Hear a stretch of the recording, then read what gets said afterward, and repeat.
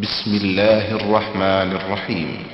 ومن أحسن قولا ممن دعا إلى الله وعمل صالحا وقال إنني من المسلمين.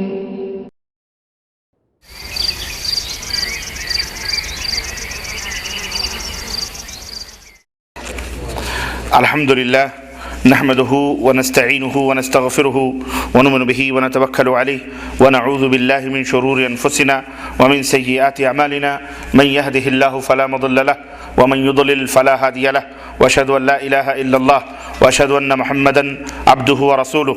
أما بعد فإن خير الحديث كتاب الله وخير الهدي هدي محمد صلى الله عليه وسلم وشر الأمور محدثاتها وكل محدثة بدعة وكل بدعة ضلالة وكل ضلالة في النار. قال الله تبارك وتعالى في كلامه المجيد: أعوذ بالله السميع العليم من الشيطان الرجيم. بسم الله الرحمن الرحيم.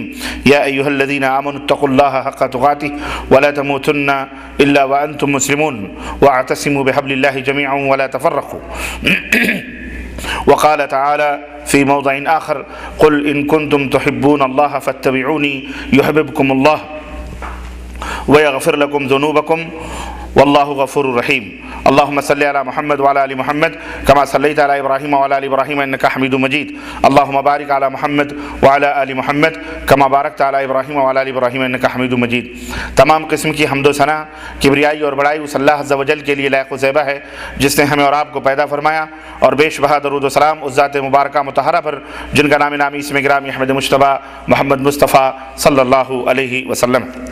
برادران اسلام، نوجوان دوستوں، بزرگوں اور بھائیوں، آج بتاریخ 11 ربیع الاول 1429 ہجری مطابق 19 مارچ سن 2008 عیسوی کے اس پروگرام میں جو المکتب التعاونی للدعوت والارشاد و توعیۃ الجالیات بگعہ کی طرف سے اس خوبصورت سے ایڈیٹوریم میں منعقد ہو رہا ہے، اس میں جس موضوع پر میں آپ حضرات سے گفتگو کرنے کا شرف حاصل کرنے جا رہا ہوں وہ موضوع ہے میلاد النبی کی شرعی حیثیت.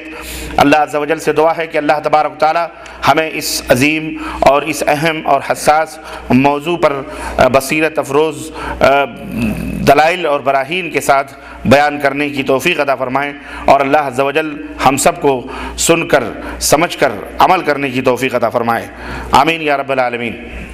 دوستوں اور بھائیوں، وقت بڑا ہی قیمتی ہے اور بہت ہی کم بھی ہے، اور میں آپ حضرات کا زیادہ وقت لینا بھی نہیں چاہ رہا، کیونکہ مجھے بھی اسی رات فوری طور پر اس لیکچر کے بعد یہاں سے تقریباً 300-400 کلومیٹر رات میں اسی وقت الغات کے لیے بریدہ ہوتے ہوئے سفر کرنا ہے.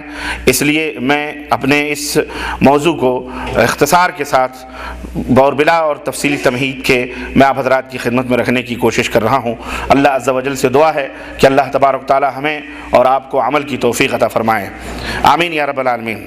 دوستوں اور بھائیوں، میلاد کس کو کہتے ہیں؟ میلاد یہ اصل میں عربی کا لفظ ہے، اور اس مقام اور اس زمانے اور اس وقت کو میلاد کہا جاتا ہے جہاں پر کوئی پیدا ہوتا ہے. جگہ جہاں کوئی پیدا ہوتا ہے اس جگہ کو مقام میلاد، پیدائش کی جگہ، اور زمانے کو بھی جو ہے زمن میلاد یعنی پیدا ہونے کا زمانہ کہا جاتا ہے. خاتم النبیین حضرت محمد الرسول اللہ صلی اللہ علیہ وسلم جہاں پیدا ہوئے اور جس زمانے میں پیدا ہوئے اسی کو میلاد النبی کے نام سے، نبی صلی اللہ علیہ وسلم کی جائے پیدائش یا وقت پیدائش، اس کا معنی اور مفہوم اور یہ ہے. نبی کریم صلی اللہ علیہ وسلم کہاں پیدا ہوئے؟ آپ سب جانتے ہیں کہ آپ صلی اللہ علیہ وسلم کی جائے پیدائش مکہ مکرمہ ہے، اور ابو یوسف کا وہ مقام ہے جہاں پر کچھ دنوں پہلے ایک عام مکتبہ لائبریری قائم تھی مکہ مکرمہ میں.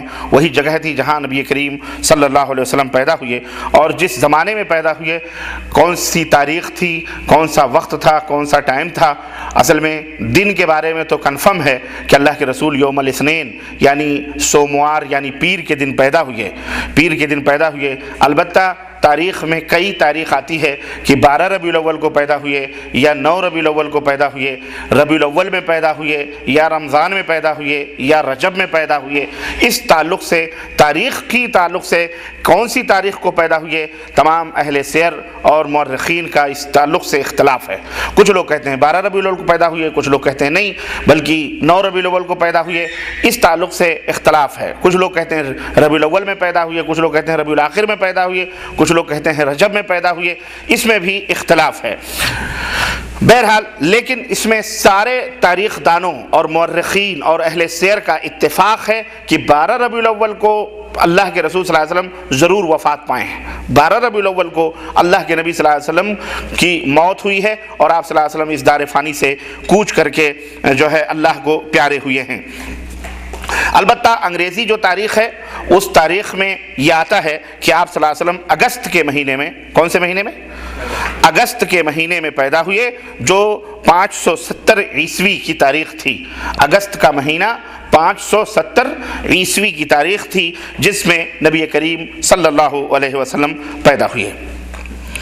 میلاد کے تعلق سے وقتاً فوقتاً جب بھی یہ موسم آتا ہے 12 ربیع الاول کا، جس موسم میں ہم اور آپ سانس لے رہے ہیں، کل 12 ربیع الاول ہے اور ہمارے ملکوں کے اندر ہو سکتا ہے 1-2 دن کے بعد، بر صغیر میں، ہندوستان میں، پاکستان، بنگلہ دیش وغیرہ میں 1-2 دن کے بعد 12 ربیع الاول کی تاریخ آئے، لیکن جب بھی یہ موسم آتا ہے تو بہت سارے کتابچے اور بہت سارے پمفلیٹ اور بہت سارے تقریریں منظر عام پر آتی ہیں اور بہت سارے بیانات علماء دیتے ہیں، لیکن کچھ لوگ مخالفین ہیں، کچھ لوگ موافقین ہیں۔ مسئلہ جوں کا تو ہی رہتا ہے، کوئی واضح بات عوام کے سامنے نہیں آتی، اور جب کبھی کسی مسئلے پر علماء کے درمیان اختلاف ہوتا ہے اور علماء کے اندر اختلاف پیدا ہوتا ہے تو بیچارے عوام شش و پنچ میں رہ جاتے ہیں، حیران میں رہ جاتے ہیں کہ کس کی مانے اور کس کی نہ مانے۔ وہ کہہ رہے ہیں میلاد النبی منانا جائز ہے، کوئی کہہ رہا ہے میلاد النبی منانا بدعت ہے، کوئی کہہ رہا ہے کچھ، کوئی کہہ رہا ہے کچھ۔ عوام کی اکثریت یہ تمیز نہیں کر پاتی کہ کون سا راستہ صحیح ہے اور کون سا راستہ غلط ہے، تو پھر وہ حیران و شزدر کے عالم میں یہ ہوتا ہے کہ وہاں پر پلٹ کے چلے جاتے ہیں جہاں ان کی عقل کام کرتی ہے کہ ہمارے باپ دادا جیسے کرتے آئے ہیں ہم بھی ویسے کرتے رہیں گے، نہ مخالفین نہ موافقین۔ بعض لوگ اس سلسلے میں ضد اور ہٹ دھرمی پر بھی اتر آتے ہیں، اور جو لوگ عید میلاد النبی نہیں مناتے انہیں کافر اور نہ جانے کیا کیا کہتے ہیں۔ اہل حق جو علماء ہیں ان کا یہ فریضہ بنتا ہے کہ وہ امت کی ہر دور کے اندر رہنمائی کریں اور امت کو صحیح بات بتلائیں اور ابطال باطل کو باطل اور حق کو حق بیان کریں لوگوں کے سامنے، اور یہ ناگوار فریضہ بہرحال اہل حق علماء کو انجام دینا پڑتا ہے۔ آئے دن باطل پرست نت نئے دلائل اور براہین کے ذریعے سے لوگوں کو گمراہ کرتے ہیں، تو ضرورت اس بات کی ہے کہ اس کو بیان کیا جائے، اور ہماری یہ مجبوری ہوتی ہے کہ اگر ہم امت کو یوں ہی چھوڑ دیں کہ بھائی وہ اپنے مرضی کے مطابق جیسا چاہیں ویسا عمل کریں، یا یہ محاذ اگر ہم نہ سنبھالیں تو امت یقیناً شرک اور بدعت اور نہ جانے کن کن خرافات میں کھو جائے گی، بلکہ دین کا نقشہ ہی ایک طرح سے بدل جائے گا، اور وہ دین جو مکمل ہو چکا ہے، اتمام نعمت ہو چکی ہے، اللہ تبارک تعالیٰ نے الیوم اکملت لکم دینکم کی مہر لگا دی ہے کہ آج میں نے تمہارے دین کو مکمل کر دیا ہے۔ یہ بشارت اور یہ خوشخبری یہودیت اور مجوسیت کے راہوں پر چلی جا سکتی ہے، امت بھٹک سکتی ہے، اس لیے یہ ناگوار فریضہ انجام ہمیں دینا پڑتا ہے کہ ہم امت کو کے سامنے وہ باتیں رکھیں جو کتاب اللہ کی ہے، اور وہ باتیں رکھیں جو سنت رسول اللہ صلی اللہ علیہ وسلم کی ہیں۔ اللہ تبارک تعالیٰ نے اس دنیا کے اندر ایسا نہیں ہے کہ سب کو اندھا رکھا ہے، بلکہ اللہ تبارک تعالیٰ نے اس دنیا کے اندر اہل حق کی جماعت کو قائم و دائم رکھا ہے، اور اللہ کے رسول صلی اللہ علیہ وسلم نے فرمایا ہے کہ لا تزال طائفۃ من امتی ظاہرین علی الحق، میری امت کی ایک جماعت ہمیشہ حق کے اوپر حق کو مضبوطی کے ساتھ پکڑے رہے گی، غالب رہے گی، یہاں تک کہ قیامت آ جائے گی، گالی دینے والے انہیں گالیاں دیں گے، لیکن وہ ڈٹ کر دین اسلام کی تبلیغ اور صحیح دین کو دنیا کے سامنے پیش کرتے رہیں گے۔ اور الحمدللہ آج بھی ایسے لوگ اس دنیا کے اندر موجود ہیں۔ اہل علم سے ایک درخواست یہ بھی ہے جو صاحب علم لوگ ہیں کہ وہ شرک اور بدعت جو ایک بہت بڑی خطرناک برائی ہے اور امت کے اندر پنپتی ہے اور امت کے اندر جڑ پکڑ چکی ہے، اس کو اپنا موضوع بنائیں، موضوع سخن بنائیں۔ بہت سارے موضوعات ہیں، ان موضوعات کے تعلق سے بہت سارے لوگ بولتے رہتے ہیں، یہاں تک کہ اہل باطل بھی ان کے خلاف زبان کھولتے ہیں۔ مثال کے طور پر زناکاری ہے، بدکاری ہے، چوری ہے، ڈکیتی ہے، جھوٹ ہے، اور اسی طرح سے شراب ہے، اسی طرح سے یہ موضوعات جو منکرات ہیں ان کے خلاف بہت سارے لوگ آواز اٹھاتے ہیں اور بہت سارے لوگ تقریریں کرتے ہیں، تحریریں بھی ان کی آتی۔ اسی طرح سے اچھا رہنا چاہیے، اچھے اعمال کرنے چاہیے، اعمال کی یہ فضیلتیں ہیں، نماز کی یہ فضیلتیں ہیں، روزے کی یہ فضیلتیں ہیں، حج کی یہ فضیلتیں، اس تعلق سے بھی بہت سارے لوگ باتیں کرتے رہتے ہیں، یہاں تک کہ جنہیں آپ برا سمجھتے ہیں، جنہیں آپ گمراہ سمجھتے ہیں، جنہیں آپ اہل باطل سمجھتے ہیں، وہ بھی نماز کی تبلیغ، نماز کی اہمیت، نماز کے فضائل، نماز کے مقام، رمضان کے مقام، حج کے مقام، مرتبے بتاتے رہتے ہیں، ہے نا۔ لیکن یہ موضوع جو شرک و بدعت کا موضوع ہے، یہ بہت کم لوگ اس کے اوپر زبان کھولتے ہیں۔ یہ بہت خال کہیں کچھ ایسے لوگ نظر آئیں گے جو اس کے خلاف تلوار بن کر کے کھڑے ہوں، شمشیر برہ بن کر کے لوگوں کے سامنے ان باتوں کو واضح کرتے ہوں۔ یہ بہت کم لوگوں کے اندر یہ خاصیت موجود ہے، اور یہ الحمدللہ یہ شرف حاصل ہے اہل حق کو کہ وہ جہاں کہیں بھی تقریر کرتے ہیں وہ الحمدللہ اس موضوع کو ضرور رکھتے ہیں۔ اس دور میں چونکہ زیادتی شرک و بدعت کرنے والوں کی ہے، اکثریت شرک و بدعت کرنے والوں کی ہے، اور امت کی اکثریت شرک و بدعت میں ڈوب رہی ہے، اس لیے اہل علم کا یہ فریضہ بنتا ہے کہ وہ اس موضوع کو خاص طور سے اپنی تقریروں اور تحریروں کا موضوع بنائیں اور لوگوں کے سامنے بدعت بتائیں کہ بدعت یہ ہیں، شرکیات یہ ہیں۔ کیوں؟ یہ وہ خطرناک بیماریاں ہیں کہ جن کے ہوتے ہوئے کوئی بھی دوا فائدہ مند نہیں ہو سکتی، جیسے ایک کینسر کے ہوتے ہوئے کوئی بھی علاج فائدہ مند نہیں ہو سکتا، کوئی دوا کارگر نہیں ہو سکتی، ایسے ہی اعمال اور عقائد کے اندر شرک و بدعات کے ہوتے ہوئے کوئی بھی نماز، کوئی بھی روزہ، کوئی بھی حج، کوئی بھی زکوٰۃ، کوئی بھی نیکی، کوئی بھی خیر، کوئی بھی بھلائی اللہ تبارک تعالیٰ کے ہاں مردود قرار پاتی ہے اور وہ اس کی کوئی اہمیت نہیں ہوتی۔ اللہ نے فرمایا وَقَدِمْنَا إِلَىٰ مَا عَمِلُوا فَجَعَلْنَاهُ هَبَاءً مَنْثُورًا، لوگوں نے اعمال پیش کیے، لوگوں نے بڑے بڑے اعمال پیش کیے، لیکن ہم نے انہیں ریت کے ذروں کی طرح اڑا دیا، یعنی ان کی کوئی اہمیت اللہ تبارک تعالیٰ کے ہاں نہیں ہوتی۔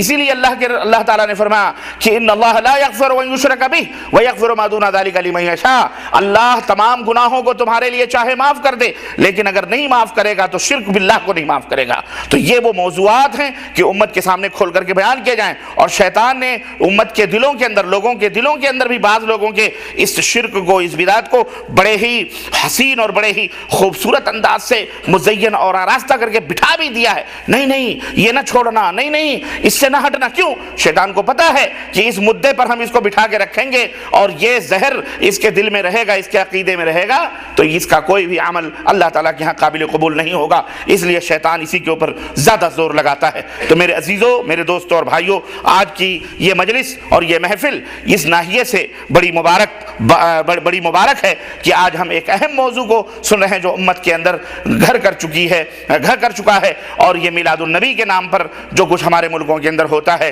اس کی شرعی حیثیت کیا ہے، اس کا شریعت اسلامیہ میں اس کا مقام کیا ہے، اس کا حکم کیا ہے، اس کو ہم یہاں سننے کے لیے بیٹھے ہوئے ہیں۔ اللہ کے رسول صلی اللہ علیہ وسلم نے فرمایا کہ بعض قرآن پڑھنے والے ایسے بھی ہیں، قرآن پڑھتے ہیں لیکن پڑھنے والے پر قرآن خود لعنت بھیجتا ہے، پڑھنے والے پر خود قرآن لعنت بھیجتا ہے۔ کیوں؟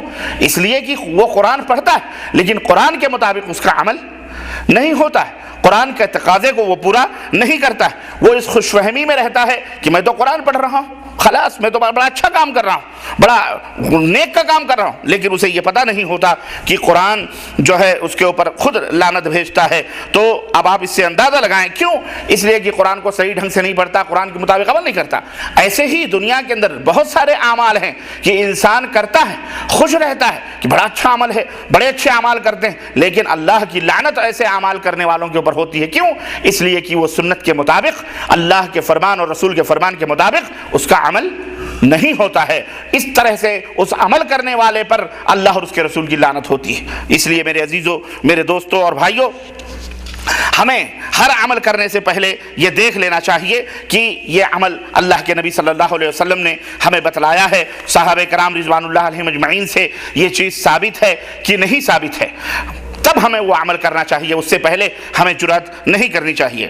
آج جتنی بدعتیں اور لغویات مسلمانوں میں رائج ہیں، ان کا بنیادی سبب کیا ہے؟ ان کا بنیادی سبب یہی ہے کہ وہ سنت رسول، حکم رسول اور حکم اللہ سے بالکل دور ہیں، اور جو ہے اللہ اور اس کے رسول کے احکام کو انہوں نے نظر انداز کر دیا ہے۔ کسی کام کو کرتے وقت ایک لمحے کے لیے بھی اگر وہ انسان سوچے اور دیکھے کہ مجھے یہ عمل کرنا ہے، اور تو پھر ہمیں یہ دیکھنا ہے کہ اللہ نے حکم دیا ہے کہ نہیں، رسول اللہ صلی اللہ علیہ وسلم نے حکم دیا ہے کہ نہیں۔ اگر وہ سوچ لے تو یقیناً وہ تحقیق کرے گا، تفتیش کرے گا، تلاش کرے گا، تب جا کر کے کسی نتیجے تک پہنچ سکتا ہے۔ مثال کے طور پہ یہ میلاد لے لیں۔ میلاد آدمی کرتا ہے، اگر آپ اس سے پوچھیں آپ کیوں کرتے ہو، کہ تو ہمیں اللہ کے نبی سے محبت ہے۔ کہتے ہیں کہ جو عاشقان مصطفیٰ ہیں، عاشقان رسول ہیں، وہ میلاد مناتے ہیں، جو غداران رسول ہیں وہ جو ہے اس کی مخالفت کرتے ہیں۔ حالانکہ یہ جذبہ محبت کا اچھی چیز ہے، لیکن محبت کرنے کے اظہار کے جو طریقے ہیں وہ ہمیں دیکھنے پڑیں گے کہ وہ اظہار کرنے کا طریقہ کیا ہے۔ آدمی محبت کرتا ہے اپنی ماں سے، آدمی محبت کرتا ہے اپنی بیٹی سے، آدمی محبت کرتا ہے اپنے بیوی سے، آدمی محبت کرتا ہے اپنے بچوں سے، لیکن محبت کے اظہار کے سب کے طریقے کیا ہیں؟ بولو، الگ الگ ہیں۔ بیوی سے محبت کرنے کا، محبت کرتا ہے لیکن اس کے اظہار کا طریقہ الگ ہے۔ ماں سے محبت کرتا ہے لیکن اس سے محبت کے اظہار کا طریقہ الگ ہے۔ یہ نہیں کہ جس طرح بیوی سے محبت کرتا ہے اور اس سے محبت کا اظہار کرتا ہے ایسے ہی وہ اپنی بیٹی سے بھی کرے گا۔ ہاں، محبت ہے یقیناً، لیکن اس کے اظہار کرنے کے جو طریقے ہیں، اس کے اصول اور ضابطے ہیں۔ ایسے ہی آدمی کو اللہ سے محبت ہے، رسول سے محبت ہے، صالحین سے محبت ہے، آدمی کو نیکوکاروں سے محبت ہے، لیکن یہ درجات ہیں، یہ فرق ہیں۔ اللہ سے محبت کرنے کا حکم، رسول سے محبت کرنے کا حکم سب کو دیا گیا ہے، لیکن اور ہم سب کرتے ہیں الحمدللہ، لیکن ان سے اظہار کا تعلق، جہاں تک اظہار کرنے کا جو تعلق ہے وہ مختلف ہے۔ اللہ سے محبت کرنے اظہار کا تعلق الگ ہے۔ ہم اللہ سے محبت کرتے ہیں، اس کے اظہار کا تعلق، اس کے اظہار کا طریقہ یہ ہے کہ ہم اللہ کا شکر ادا کرتے ہیں، ہم اللہ کے لیے سجدہ کرتے ہیں، ہم اللہ رب العزت کی حمد و ثنا کرتے ہیں، ہم اللہ کے لیے رکوع کرتے ہیں، ہم اللہ کے لیے نماز ادا کرتے ہیں، ہم اللہ کے لیے حج کرتے ہیں، ہم اللہ کے لیے زکوٰۃ دیتے ہیں، ہے کہ نہیں؟ اب آدمی اولیاء صالحین سے بھی محبت کرتا ہے، اب وہ کہے کہ ہم تو جناب علی ہم ویسے ہی محبت کرتے ہیں، جو اللہ سے بھی محبت کرتے ہیں، ان سے محبت کرتے ہیں۔ اب اولیاء اور صالحین سے محبت کے اظہار کا طریقہ کہ ہم ان کے لیے سجدہ کریں گے، ہم ان کے لیے رکوع کریں گے، ہم ان کے لیے زکوٰۃ دیں گے، ہم ان کے لیے یہ کریں گے، ہم ان کے ساتھ روئیں گے، گڑگڑائیں گے، ان کو پکاریں۔ یہ اظہار کا طریقہ غلط ہے یا صحیح ہے؟ بولو، غلط ہے۔ کیوں؟ یہ طریقہ اظہار کا اللہ کے لیے، جو اللہ کے لیے خاص ہے، اللہ کے غیر اللہ کے لیے یہ خاص، یہ غیر اللہ کے لیے نہیں کیا جا سکتا۔ تو ایسے ہی مثال کے ذریعے سمجھیے کہ ماں، باپ، بہن، بیٹی، بیوی، سب سے محبت کرتا ہے آدمی، لیکن ہر ایک سے محبت کے اظہار کا جو طریقہ ہوتا ہے وہ جدا جدا ہوتا ہے، الگ الگ ہوتا ہے۔ اگر خلط ملط کرے تو پھر کیا ہوگا؟ یہیں پر گنہگار ہوگا وہ۔ بیوی سے اظہار محبت کا جو طریقہ ہے، بیٹی سے کہے، اپنی بیٹی سے کہے بیٹی آئی لو یو، تو دنیا جوتے مارے گی، بے غیرت، تجھے آئی لو یو کہنا تھا، تیری بیٹی ملی تھی، تیری بہن ملی تھی، ہے کہ نہیں؟ اس لیے میرے عزیزو، جہاں جہاں جو ہے اس کو وہیں رکھا جائے۔ آج دیکھا دیکھی بہت ساری چیزیں ہوتی ہیں، یہودیوں کو، نصرانیوں کو اور دنیا والوں کو دیکھا کہ جو جناب علی کرسمس مناتے ہیں کون لوگ؟ نصرانی لوگ، اور بہت بڑا اپنے تئیں جشن کرتے ہیں۔ دیکھو جن جگہوں پر کرسچن ہوتے ہیں وہاں جو کرسمس ڈے منایا جاتا ہے، حضرت عیسیٰ کی برتھ ڈے منائی جاتی ہے، کیا کیا جشن اور کیا کیا خرافات ہوتے ہیں۔ آپ یہ دیکھیں، اسی طرح سے ہندو لوگ جو ہے یہ رام نومی مناتے ہیں، ان کے ہاں بھی جشن کا ایک طریقہ ہے، اور وہ اپنی دیوی دیوتاؤں سے محبت کا وہ اظہار کرتے ہیں۔ اسی طرح سے آپ یہ دیکھیں کہ جین مذہب کے لوگ یہ مہاویر جینتی مناتے ہیں، مہاویر جینتی ڈے مناتے ہیں۔ اسی طرح سے جذباتی طور پر ہر مذہب والا اپنے بڑوں کے لیے جنم دن مناتا ہے۔ جب دیکھا گیا کہ جناب سب لوگ منا رہے ہیں تو مسلمانوں بھی سوچا بھی سب اپنے بڑے لوگوں کا ڈے منا رہے ہیں تو ہم بھی اپنے بڑے کا ڈے منائیں، ہم بھی محمد رسول اللہ صلی اللہ علیہ وسلم کا ڈے منائیں، ہم ان کا برتھ ڈے منا رہے ہیں، عید میلاد النبی کے نام سے، نعوذ باللہ۔ یہ جذباتی طور پر ایک محبت ہے جس کو بہرحال اب اس کے لیے اظہار کا اس کا طریقہ یہ اپنایا گیا، قوالیاں ہیں اور نظم ہیں اور غلو قسم کے نعت ہیں اور جشن ہیں اور سبیلیں لگائی جا رہی ہیں، جلوس نکالے جا رہے ہیں، تو اور جناب علی جھنڈے ہیں اور نہ جانے کیا کیا الا بلا۔ آپ جانتے ہیں کہ آج ہی سے ہمارے ملکوں میں 1 مہینے سے ہی تیاریاں شروع ہو گئی ہوں گی، چوک سجائے جا رہے ہوں گے، مسجدیں روشن کی جا رہی ہوں گے، قمقمے لگائے جا رہے ہوں گے، باقاعدہ بچوں کو ڈرامہ کروایا جا رہا ہوگا، سجایا جا رہا ہوگا۔ اب 12 ربیع الاول جب آئے گا، تاریخ آئے گی، اونٹ نکلیں گے، کاریں نکلیں گی، گاڑیاں نکلیں گی، ٹرک نکلیں گے، لوگ بھر بھر کر کے اور جھنڈے لے کر کے جناب ٹریفک جام، بھوکے کوئی مرے چاہے کوئی لڑے چاہے کچھ بھی ہو، ٹریفک جام ہے۔ حضرت بلال حبشی اعوذ باللہ لعنت اللہ علی الکاذبین، جھوٹ بولنے والے پر اللہ کی لعنت ہو۔ میں نے اپنی آنکھوں سے دیکھا، ایک دفعہ میری فلائٹ تھی، میں پڑھنے کے لیے مدینہ یونیورسٹی آ رہا تھا،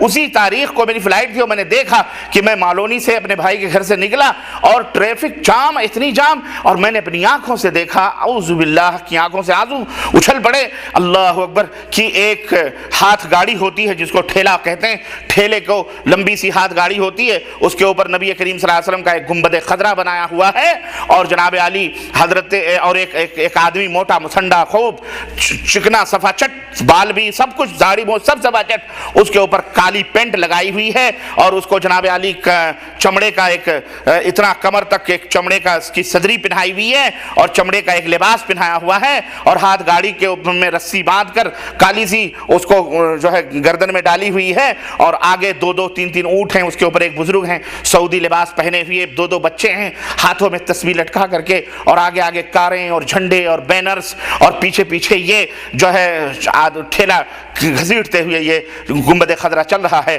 تصور دیا جا رہا ہے کہ یہ بلال حبشی ہیں جو نبی کریم صلی اللہ علیہ وسلم کے غلام تھے۔ استغفر اللہ، یہ مسلمان ہیں جنہیں دیکھ کے شرمائے یہود اس پہ نعرے لگتے ہیں، یہ بلال حبشی تھے، یہ شخص بلال حبشی ہے، اعوذ باللہ، جس کا کردار ادا کر رہا ہے وہ بلال حبشی، جس کا مقام اور مرتبہ اللہ کے نبی فرماتے ہیں کہ جب معراج کی رات میں جنت کی سیر کر رہا تھا، اے بلال میں نے تیرے قدموں کی آہٹ اپنے آگے سنی ہے، وہ بلال حبشی آج اس کی نقالی کر رہے ہیں گنبد خضرا اٹھا کر کے۔ آپ دیکھیے اس کا طواف ہوتا ہے، نذر و نیاز چڑھائے جاتے ہیں، لوگ تبرک حاصل کرتے ہیں، لوگ اس کو چومتے ہیں، دھلتے ہیں، جانے کیا عورتیں مرد سب خرافات کرتے ہیں۔ یہ مسلمان اس طرح سے عید میلاد النبی کا جشن ہمارے ملکوں کے اندر بہرحال منایا جاتا ہے، گھر میں روشنی، مسجدوں میں روشنی، میلاد خوانیاں ہو رہی ہیں، قوالیاں ہو رہی ہیں، اور جو ہے بڑے موٹے مسنڈے مولوی جناب علی اپنے لبوں کو پانوں سے سرخ کر کے اور خوب سرمے لگا کر اور زلفیں سنوار کر اور گلوں میں رومال ڈال کر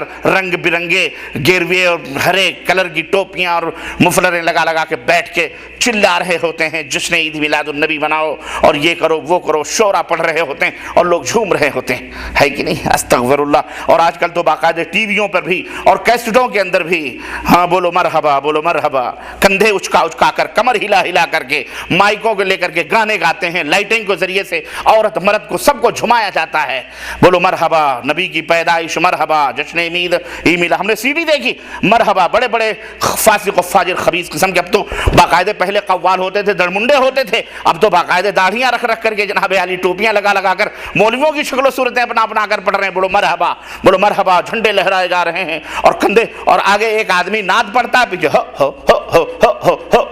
ہو کی ڈرامے بازیاں ہو رہی ہیں، ناٹک ہو رہے ہیں، میوزک کی شکلیں نکالی جا رہی ہیں۔ یہ سب فراڈی پاکھنڈی، یہ سب اگر بغیر توبہ ہمارے جہنم کے کندے بدعتی مشرک قسم کے لوگ ہیں۔ اللہ تعالیٰ ایسے شیطانوں اور ایسے ابلیسوں سے اللہ اس امت کو محفوظ رکھے، بولو آمین۔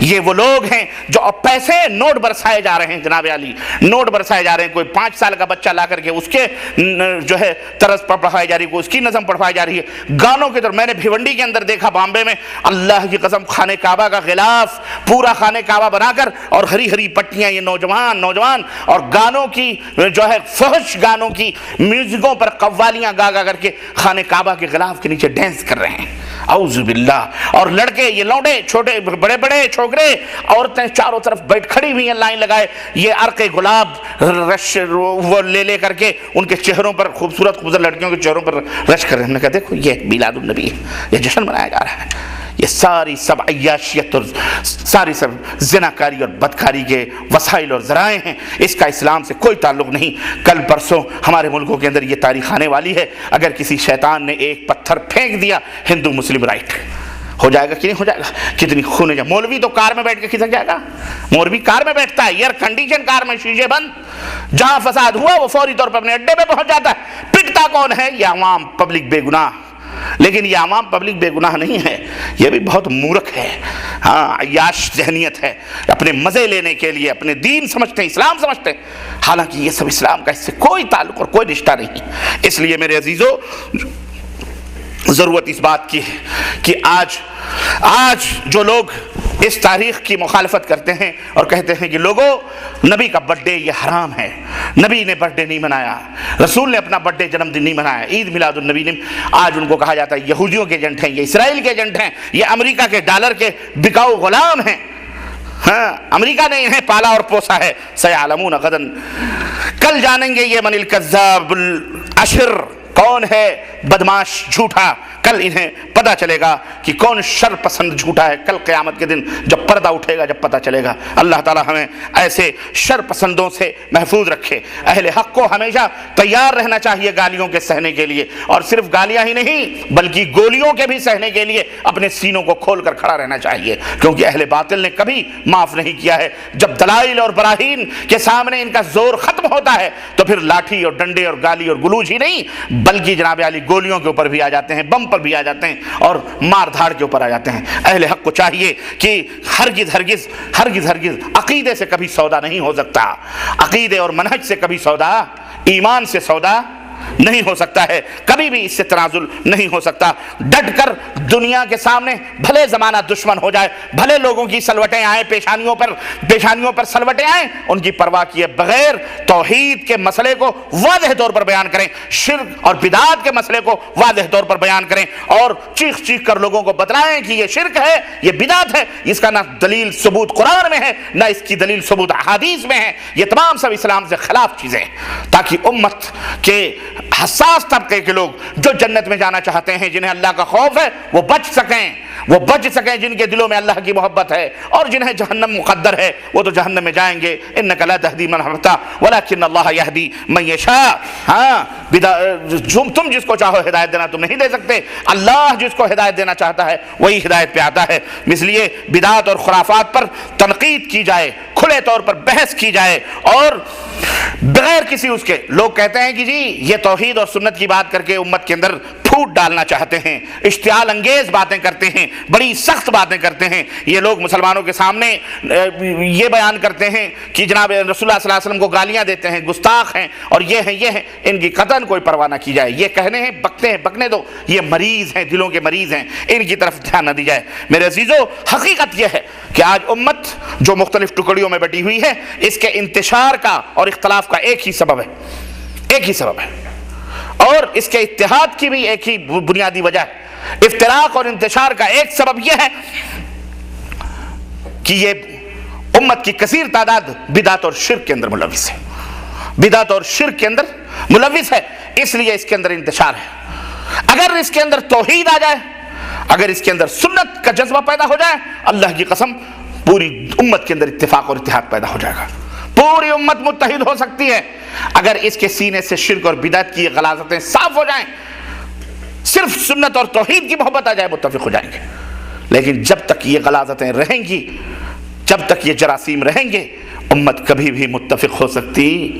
بولو ہاں، لاکھ کلمہ پڑھا لو، لاکھ نماز پڑھا لو، لاکھ روزے رکھوا لو، صدقے کروا لو، حج کروا لو، سب کچھ کروا لو، لاگ لپیٹ کروا لو، ایک پلیٹ فارم پہ جمعیت تحریکیں بنا لو، تنظیمیں بنا لو، کبھی یہ متفق نہیں ہو سکتے جب تک بدعت اور شرک کا ان کے اندر یہ جراثیم رہیں گے۔ قوم سیسا پلائی ہوئی دیوار اس وقت بنے گی جب اس کے سینوں کے اندر بدعت اور خرافات ان کے سینوں سے دور ہوں گے، اور سنت رسول صلی اللہ علیہ وسلم کی محبت ان کے سینوں کے اندر آئے گی۔ اور جہاں تک نبی کریم صلی اللہ علیہ وسلم سے اور اولیاء کرام سے عقیدت و محبت کا تعلق ہے، تو یہ اچھی طرح میرے عزیزو جان لینا چاہیے کہ یہ عقیدت و محبت انہی خطوط پر اور انہی گائیڈ لائنوں کے اوپر ہونی چاہیے جو اللہ اور اس کے رسول نے ہمیں بتلائے ہیں۔ خود ساختہ محبت کا مظاہرہ کرنا، اپنے بنائے ہوئے انداز سے محبت کا اظہار کرنا، یہ اللہ اور اس کے رسول کے ہاں جو ہے یہ قابل قبول نہیں ہے، یہ شیطان کے آلہ کار بننے والے لوگ ہیں۔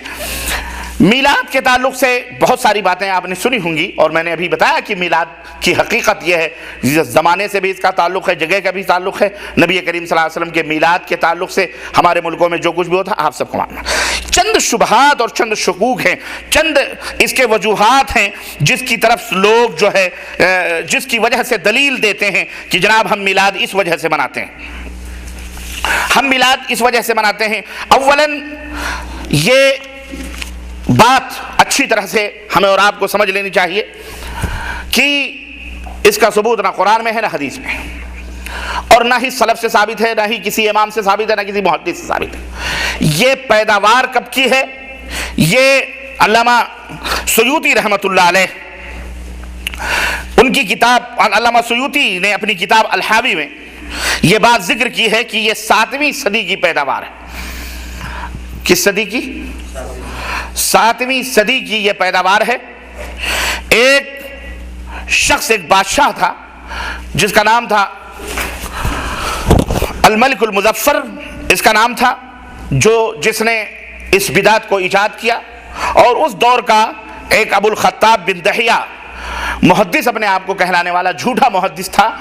اس نے ایک کتاب لکھی التنویر فی مولد البشیر النذیر، یہ کتاب لکھی عربی زبان میں، اور ملک المظفر کو کی خدمت میں پیش کیا کہ نبی کریم صلی اللہ علیہ وسلم کی ولادت باسعادت کے موضوع پر یہ بڑی بے مثال کتاب ہے۔ تو اس نے جب دیکھا تو اس نے 1000 کی دینار کی سونے کے دینار ایک کی تھیلی اسے بطور انعام اس نے پیش کی۔ اس نے جب اس میلاد النبی کو ایجاد کیا 7ویں صدی ہجری میں، تو اس کا طریقہ کار کیا تھا، اس نے کس طرح سے اس کو منایا، وہ بھی آپ سماعت فرمائیں۔ علامہ سیوطی رحمۃ اللہ علیہ نے اپنی کتاب میں اس حقیقت کو لکھا ہے کہ اس نے بہت بڑا میدان میں خیمہ لگوایا، ہزاروں لوگوں کو، اپنے ملک اور سلطنت کے لوگوں کو اس کے اندر جمع کیا۔ اب آپ دیکھیں کہ کیا کیا کھانے کا انتظام ہوا۔ تقریباً 5000 بکرے ذبح کروا کر انہیں کوئلوں کے اوپر بھنایا گیا۔ کتنے؟ اس زمانے میں 7ویں صدی ہجری میں، آپ 16ویں 15ویں صدی ہجری میں 8 7 15 800 برس ہو گئے۔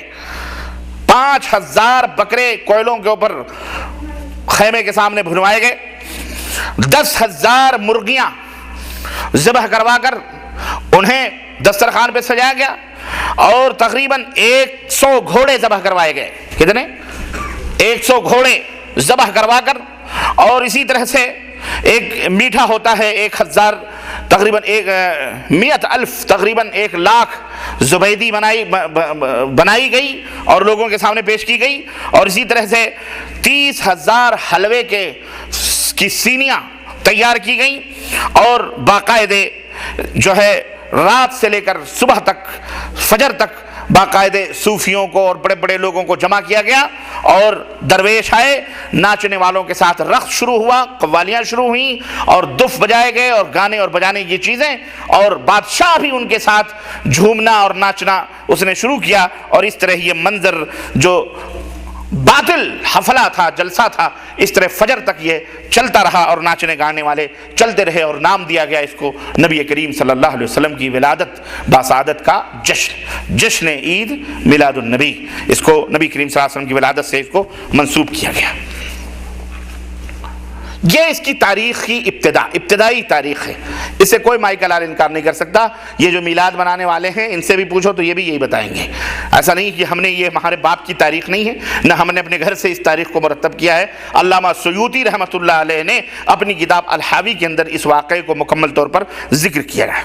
اگر کوئی شخص یہ کہتا ہے کہ جناب علی ہم میلاد مناتے ہیں، چلو ہم ناچ گانے نہیں کرتے، قوالیاں نہیں کرتے، یہ نہیں کرتے، وہ کرتے، ہم تو صرف قرآن پڑھتے ہیں، حدیث پڑھتے ہیں، نبی صلی اللہ علیہ وسلم کی سیرت بیان کرتے ہیں، مولوی صاحب آتے ہیں، مولود پڑھ کے چلے جاتے ہیں، پھر مٹھائی اٹھائی تقسیم ہو جاتی ہے، تو یہ کم از کم چلو یہ بدعت صحیح، لیکن یہ جو قرآن پڑھا جا رہا ہے، یہ جو کچھ ہو رہا ہے، اس کے اوپر تو ہمیں اجر تو ملے گا نا، ہمیں تو کم از کم ثواب ملے گا۔ یہ کہہ سکتا ہے، کوئی آدمی اعتراض کر سکتا ہے، ایک شبہ پیدا ہو سکتا ہے کہ ہم قرآن پڑھ رہے ہیں، کم از کم ہم حدیث پڑھ رہے ہیں، اللہ کے نبی کا ذکر کر رہے ہیں، سیرت نبی کا ذکر کر رہے ہیں، تو آخر ہم اس پہ گناہگار کیسے ہو گئے؟ ہمیں تو ثواب ملنا چاہیے، اور ملے گا، ہمیں اللہ دے گا، کیونکہ یہ نیکی کے کام ہے۔ لوگوں کو ہم بلا رہے ہیں، کھانا کھلا رہے ہیں، پانی پلا رہے ہیں، تو یہ کھانا کھلانا، پانی پلانا اچھی چیز ہے، تو اس میں ہمیں گناہ کیسے ملے گا؟ یہ ایک سوال، یہ ایک شبہ ہے۔ میں آپ سے پوچھوں کہ آپ یہ بتائیں کہ اگر کوئی آدمی نماز بلا وقت پڑھے، مثلا یہ عشاء کا وقت ہے، اس میں فجر کی نماز پڑھے، اس کی نماز ہو جائے گی؟ کیوں نہیں ہوگی؟ اذان دے رہا ہے، قرآن پڑھ رہا ہے، رکوع کر رہا ہے، سجدے کر رہا ہے، آپ کہو گے نہیں ہوگی، ہے کہ نہیں؟ خانہ کعبہ کا طواف ہمارے اوپر، ہم جب جائیں تو وہاں پہ خانہ کعبہ کا طواف کریں، حج میں ہمارے اوپر فرض ہے، واجب ہے، رکن ہے۔ لیکن ہم حج کے علاوہ، ہم حج کا جو موسم ہے اس کے علاوہ دوسرے ٹائم میں ہم جا کر کے خانہ کعبہ کا طواف کریں، سعی کریں، منی جائیں، عرفات جائیں، مزدلفہ جائیں، آپ بتائیں ہمارا، اور آ کر کے کہیں جی ہم نے تو حج کے پورے اعمال کر لیے، ہمارا حج ہو گیا، حج ہوگا اس کا؟ بولو، نہیں ہوگا۔ کیوں؟ اس لیے کہ آپ کہو کہ تیرا عمل صحیح ہے، طواف کیا صحیح ہے، سعی کیا صحیح ہے، منی گیا صحیح ہے، قربانی کیا صحیح ہے، عرفات گیا، سب کچھ صحیح ہے، لیکن یہ بے ٹائم ہے۔ کیا ہے یہ؟ حج کا وقت نہیں تھا، حج کا موسم نہیں تھا، حج کی تاریخ نہیں تھی، حج کا ڈیٹ نہیں تھا، اس لیے یہ تو نے بے موسم کیا ہے، اس لیے یہ اعمال کیا ہے؟ اس کے اوپر نہ کوئی ثواب میں، تمہیں کوئی ثواب کی امید اس سے نہیں کرنی چاہیے، اور نہ ہی تمہارا یہ فریضہ ادا ہوا، نہ ہی تمہارا کو، اگر تم نے جان بوجھ کر کے ایسا کیا ہے کہ نہیں ہمارا حج ہو گیا، تو نعوذ باللہ تم کافر بھی ہو سکتے ہو، کیونکہ اللہ اور اس کے رسول نے حج کے ٹائم مقرر کیے ہیں، وقت مقرر کیے ہیں۔ اسی طرح صفا مروہ کے علاوہ کہیں کوئی جا کر کے دوسری گلی کا صحیح کر کے آ جائے اور ویسے ہی صحیح کرے جیسے کہ صفا مروہ کی صحیح کی جاتی ہے، اور کہے جناب ہم نے تو صحیح کر لی، آپ کہو گے اس کی صحیح ہے؟ نہیں، کیوں؟ اس لیے کہ اللہ اور اس کے رسول نے جس مقام کی صحیح کی اجازت دی ہے، تم نے اس مقام کی صحیح نہیں کری، اس لیے تمہاری صحیح درست، چلے تم خانہ کعبہ کے اندر دوڑ دھوپ لو، اگر تم نے اس مقام کے اندر جو صحیح کی جگہ بنی ہوئی ہے اگر وہاں صحیح نہیں کری تو تمہاری صحیح درست نہیں ہوگی۔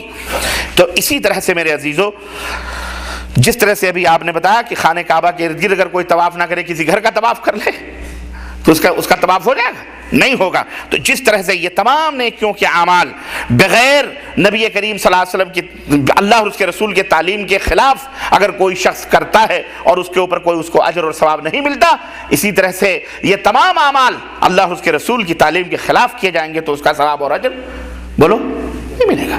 چاہے تم ایک نہیں 10 قرآن مولود میلاد النبی کے نام پر ختم کرو، چاہے تم کچھ بھی کرو، اس کا کوئی ثواب اور اجر تم کو نہیں ملنے والا ہے۔ کیوں؟ اس لیے کہ اللہ اور اس کے رسول نے اس طرح اپنی عبادت، اللہ نے اپنی عبادت کرنے کا یہ طریقہ نہیں بتلایا، نبی کریم صلی اللہ علیہ وسلم نے اس طریقے سے اللہ کو راضی اور خوش نہیں کیا۔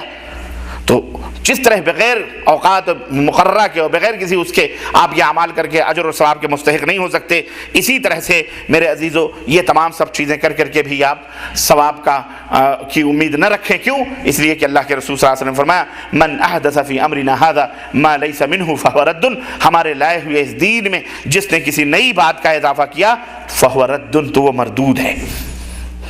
وہ کیا ہے؟ چاہے آپ 1 لاکھ قرآن پڑھیں، چاہے 10 لاکھ قرآن پڑھیں، اگر اس سنت کے مطابق نہیں ہے تو اس کا کوئی فائدہ آپ کو نہیں۔ آئیے میلاد منانے کے چند جو شبہات ہیں موٹے مختصر طور پر آپ کے سامنے، آپ کی خدمت میں میں مختصراً رکھوں اور ان کا رد بھی آپ کی خدمت میں رکھوں تاکہ میں اپنی موضوع کو ختم کروں۔ 5 عظیم شبہات ہیں جو کہ ان کے ہاں پائے جاتے ہیں اور جس بیس پر میلاد النبی منائی جاتی ہے۔